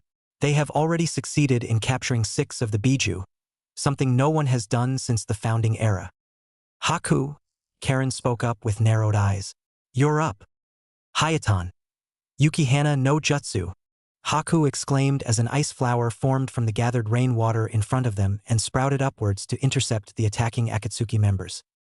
Hayatan, Deva questioned at the sight. Shinra Tensei, he called out as gravity compressed in front of him, shattering the ice flower. I see. A member of the cursed Yuki clan of Kirigakure no Sato. That was, Karen thought upon seeing the unique jutsu as the 6 paths of Pain and Konan landed in front of them. Hey, aren't those eyes? Naruto trailed off as he stared at the Akatsuki leader. The Rinnegan, Karen nodded. You have these godly eyes too, Pain mused as his attention was drawn to the youngest of the Uzumaki women present. I should have expected as much when I saw you destroy my village with a gravity wave. That face, Tsunade commented as she focused on the Deva path of Pain. You used to be one of Jiraiya's old students. I remember you. Tsunade, one of the Sannin that were defeated by Hanzo back during the Second Shinobi War. Pain spoke knowingly. You're supposed to be an old drunk wallowing in the misery of losing her loved ones. Do you understand, Pain? Pain, huh? Tsunade scoffed. Jiraiya mentioned that one of you 3 brats had the Rinnegan, but I thought he was joking at the time. Right-un, John. A bolt of lightning descended from the sky as Kakuzu landed on the ground with his 4 webbed bodies at his side. Mokuton, Mokujihiki, Naruto spoke clearly as wood erupted from the ground around them, forming half a dome between the Yuki and Akatsuki ninja. Lightning isn't a good element to use against wood, the masked blonde commented as Kakuzu's lightning attack struck to the wooden dome to no effect. That was the Shodai Hokage's Mokuton, Pain thought at the sight. Another member of the Senju clan, perhaps? You will all be sacrificed for the glory of Jashin-sama, Haiden shouted in glee as he dropped down behind the Yuki ninja. He was rewarded for his enthusiasm with a punch to the face courtesy of Tsunade, which cleanly took off his head from his shoulders. Hey you bitch! That hurt, damn it! Tsunade blinked in surprise when Haiden's detached head kept cursing at her. What the fuck? Was all the renowned medic Nin could think as she stared at the sight. She'd seen some crazy shit over the years, but fact of life that she had accepted was that if your head was not connected to your body, then you were dead, end of story. Even she wouldn't be able to stay alive after having her head taken off, and yet this immortal seemed to still be ranting. A sudden flicker of white caught her attention as a bird-like creature made of white clay flew by her face. Katsu! Deidara exclaimed from his place atop a large clay dragon as the clay bird exploded in the medicin's face. Art is a blast! He laughed as Tsunade jumped out of the smoke with her wounds rapidly healing. Your orders, Leader-sama? Sasori inquired. Kill them all, Pain replied calmly. I will add their bodies to my collection. Sasori nodded as he threw off his Akatsuki cloak to reveal the scorpion puppet, Hiriko, that he was encased in. Karen, pull back and deal with the one flying above us. Haku Anoka, I leave that scorpion thing to you, Naruto ordered. Hinata, the paper angel is yours. What about the guys with the Rinnegan? Even you can't take on 6 of them at once, Karen countered. Shouldn't I be the one to face them? Actually, yes I can, Naruto responded. And I'm the best choice because I've fought you more than anyone else for almost 9 years now. Unlike his days as a naive genin, this was not an empty boast or even a stroke of arrogance like that of his former Uchiha teammate. This was a fact that he stated with absolute certainty, meaning he honestly thought that at this point he could take on just about anything the world could throw at him. 6-on-1 was a fair fight as far as he was concerned because anything less wouldn't be a challenge. Even if the enemy did have the Rinnegan. So you wish to challenge me? Pain asked the masked blonde. I will show you true pain. Let's go wild. Land of Rain. Aim/outskirts. Hyuga Hinata had always been a shy girl due to her childhood as the weak heiress of the Hyuga clan. Her family had always considered her to be useless and had planned to replace her with her younger sister, Hanabi. Her cousin Niji blamed her for Kumo's attempt to kidnap her to acquire the Byakugan, which resulted in his father's death on her 3rd birthday 18 years ago. Ever since she had left Konoha and joined up with her Naruto-kun, she had never once regretted her decision because she honestly believed that they were making a difference in the world. She swore that never again would someone have their family turn against them if she could help it, like her own family had done to her. The Hyuga clan was divided, with the main house having enslaved their branch house cousins. When it was all done, there would be no more slavery in this world because she would make sure of it. You dare to attack our village? Konan sneered down at the Hyuga kunoichi below as she hovered in the air with wings of paper sprouting from her back. You bring war upon us, and what is it for? You are collecting the Biju, Hinata responded.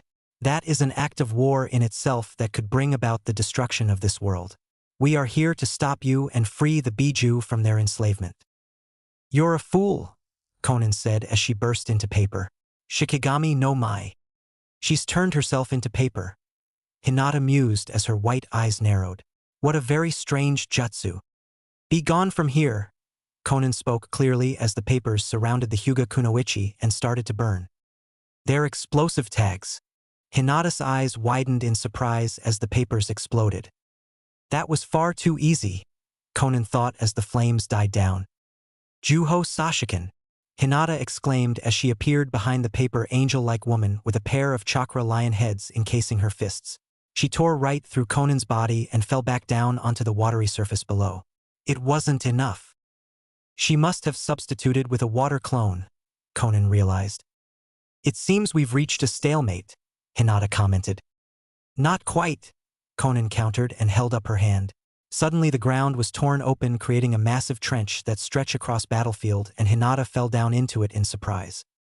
What is this? Hinata asked in thought before she focused her eyes on the walls of the trench. This whole area is littered with explosive tags. Indeed, the walls of the trench were covered in thousands of explosive tags that suddenly peeled off and flew at her. Hakusho Kaiten! She called out as chakra started to spin around her, deflecting the explosives. Kami no Shisha no Jutsu, Conan exclaimed as the explosive barrage began. There are 600 billion explosive tags her. Enough for 10 minutes of non-stop explosions. You'll run out of chakra before I run out of tags. It seemed that their confrontation had turned into a battle of attrition. Now Haku-chan, Anoka yelled as the giant scorpion that was Sasori chased after the pair launching volley after volley of poisonous senbon. She'd heard about the man known as the greatest puppeteer Suna had ever produced, and judging by the fact that he was wearing a puppet that he could control like his own body, she was starting to believe the tales. Hayatan. Kakuryu Bofusetsu. Haku called out as a massive black dragon of ice formed from the falling rain and descended upon the puppet scorpion. That's impressive, Sasori mused at the sight, just before the black ice dragon crushed his scorpion puppet, forcing him to quickly escape. I liked that puppet, he commented as the dust cleared to reveal his young face. What the hell? Anoka blinked in surprise. Why do you look so young? She asked, having known for a fact that the man was supposed to be older than her. I suppose after seeing what you were able to do to AIM, I shouldn't hold back, Sasori mused before pulling out a scroll and unsealing his most powerful puppet. That's... Anoka trailed off at the sight of the new puppet. Ano Kadano? Haku inquired. It's the Sandaime Kazekage, Anoka finished. Or at least a puppet modeled after him. Actually, I turned his body into this puppet, Sasori spoke up. He has become true art that will last forever. You, Anoka glared. You killed him, sparked the third shinobi war, and you desecrated his corpse. What the fuck is wrong with you? Usually she was well-mannered by Uzumaki standards, but if there was one thing that pissed her off, it was people with no respect for the dead. Jiten. Satetsu Shigure. Sasori whispered as metal particles spewed from the Kazekage's mouth and drifted around it. Suddenly the metal accelerated right at the two kunoichi in a hail of iron sand. Hayatan. Makio Hyosho. Haku spoke clearly as dozens of ice mirrors formed in front of the two kunoichi. The salvo of iron sand tore into the ice mirrors and smashed them upon impact, forcing the two to evade. Watch yourself, Haku. That stuff is poisonous, Anoka shouted to her teammate. You can't run from me? Sasori smirked as more iron sand gathered above the Kazekage puppet to form a pair of large hammer and spear-shaped objects. Jiten. Satetsu Keshu. The command echoed across the watery battlefield as the spear lanced out, carving through the air like a knife through butter, forcing Haku to dodge. You're both going to die here, he said calmly as the hammer struck down on Anoka's location. Ano Kadano, Haku yelled at the sight of her teammate being crushed. Foolish girl, Sasori commented without a care. You should have run. A moment later the air suddenly grew heavier as the iron sand was pushed away by what he recognized to be a shockwave. What is that? He asked in thought as Anoka stood unharmed, encased in a blue aura that had taken the shape of something resembling samurai armor. Rei no Yoroi, the Uzumaki kunoichi declared. Ano Kadano, Haku asked in surprise. What is this? Her chakra is different, and what is that jutsu? What is this? Sasori questioned. This is a kenjutsu I developed over the years, Anoka explained. As long as it's active, I cannot be harmed. Of course, she wasn't mentioning the reason it was classified as a kenjutsu. This specific jutsu required a lot of chakra to maintain and would quickly drain the reserves of any normal shinobi or kunoichi in a matter of minutes, if not seconds. Luckily, as an Uzumaki in the prime of her life, she had chakra to burn even though her reserves weren't anywhere near the level of Senju Hashirama or Uzumaki Naruto. Those two were in a league of their own when it came to chakra levels. Jiten. Satetsu Kaiho. Sasori called out quickly as he gathered iron sand above them. The metal suddenly branched out before descending on the two kunoichi in a massive screen of approaching death. Stand back, Haku, Anoka ordered as the metal branches grew closer. As Haku pulled back to the safety of her mirrors, Anoka disappeared in a burst of speed and reappeared right in front of the Kazekage puppet. No! Sasori shouted. Ken no Hikari, Anoka exclaimed as her right fist glowed white just before she slammed it into the face of the Sandaime Kazekage. The puppet shattered like glass as a massive blast of chakra tore through it and then continued on, carving up the landscape in a storm of destruction. You! Sasori trailed off in mounting anger. That was my favorite puppet, he sneered before removing his Akatsuki cloak. I've had enough of this little game. I will kill you both for this. You're welcome to try, Anoka shot back. That body, he couldn't have. That's sick. He turned himself into a living puppet, she thought as she stared at the man they had been fighting. I don't know what you've done to yourself, but it's not going to be enough to defeat us. Akahiji. Hayaki no son. Sasori laughed, seemingly insane, as he unsealed 100 puppets that quickly connected chakra thread to a hole in his chest. I once destroyed a country with these. What do we do, Ano Kadano? Haku asked her teammate. I just need one shot, Anoka replied. Stay back and let me handle this. Okay. Haku nodded before jumping back a considerable distance. Kuchios. Yuzu no Tsurugi. Anoka spoke as a stunningly beautiful double-edged sword appeared in her left hand in a flash of blue light. She raised it high as 20 of the gathered puppets descended upon her. Die! Sasori shouted in glee. Sweatsakata, Hanoka whispered as she raised her sword up and then brought it down in a wide arc. The ground split open as all 100 puppets simply shattered before their remains clattered to the ground. Incredible. I've never seen Ano Kadano fight for real before, though I knew she was strong. I never expected this, Haku mused in wonder. Impossible, Sasori thought as he watched his prized puppet army be wiped out in an instant. Who is this girl? This is your end, Anoka declared before rushing right at Sasori. Stay back, Sasori yelled as he unleashed a blast of fire from his wrist-mounted flamethrowers. That's not going to work, Anoka shouted back as her spirit armor deflected the flames. It's over! Her words rang true as she embedded her sword right in the puppeteer's chest, causing his body to shatter like glass. After taking a moment to confirm her kill, Anoka released her spirit armor and collapsed to her knees in exhaustion. Are you all right? Haku asked her. I'll be fine, Anoka replied. I just need to rest for a bit. Art is a blast. Deidara laughed as his airborne clay dragon turned to spewed a barrage of small clay orbs at the Rinnegan bearer. That's Bakutun, Karen thought as she manipulated the gravity around her to keep her in the air. Pitiful, she muttered as the bombs surrounded her. Katsu, the mad bomber exclaimed as the clay bombs exploded around the flying Uzumaki kunoichi. Tendo, Shinra Tensei. Karen spoke clearly as the explosions were literally blown away. What? Deidara exclaimed at the sight. How did she just do that? Those eyes, Achin. They're worse than Itachi's Sharingan, Achin. Is this the kind of power that Leader Sama can throw around, Achin? Enough of this game, Karen said with a hint of annoyance in her voice. Tendo, Bansho Tenin. She spoke with her arm raised. What the died era thought in surprise as gravity shifted around him and pulled him off of his clay dragon. What the hell is this, HN? He reached for more of his clay, but it was already too late. Caught by surprise and with no way out, it was only a matter of time before he was grabbed by Karen's outstretched hand. Ninjendo, Karen whispered before yanking her arm back with the mad bomber's soul attached. His now lifeless body fell towards the soaked ground below even as she stared down at his defeated corpse with a look of indifference. The man was weak, just like many others that she had encountered, though to be fair her standards were quite high when it came to worthy opponents. Compared to the legends of old like Namikaze Minato, Senju Hashirama and Uchiha Madara, Deidara just didn't measure up.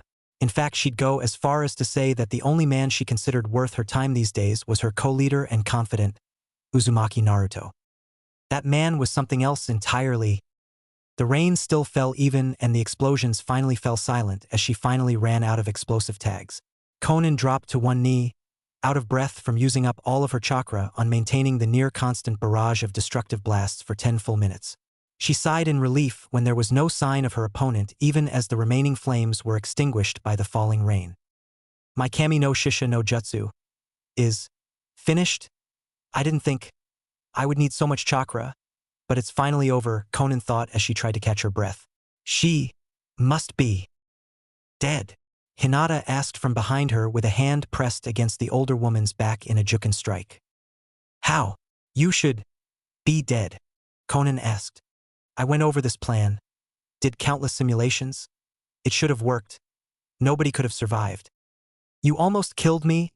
Hinata gritted out as she felt the last of that chakra dissipate from her system. Naruto-kun, it's a good thing you sealed some of that chakra in me or I wouldn't have survived, she thought as she looked over at Konan.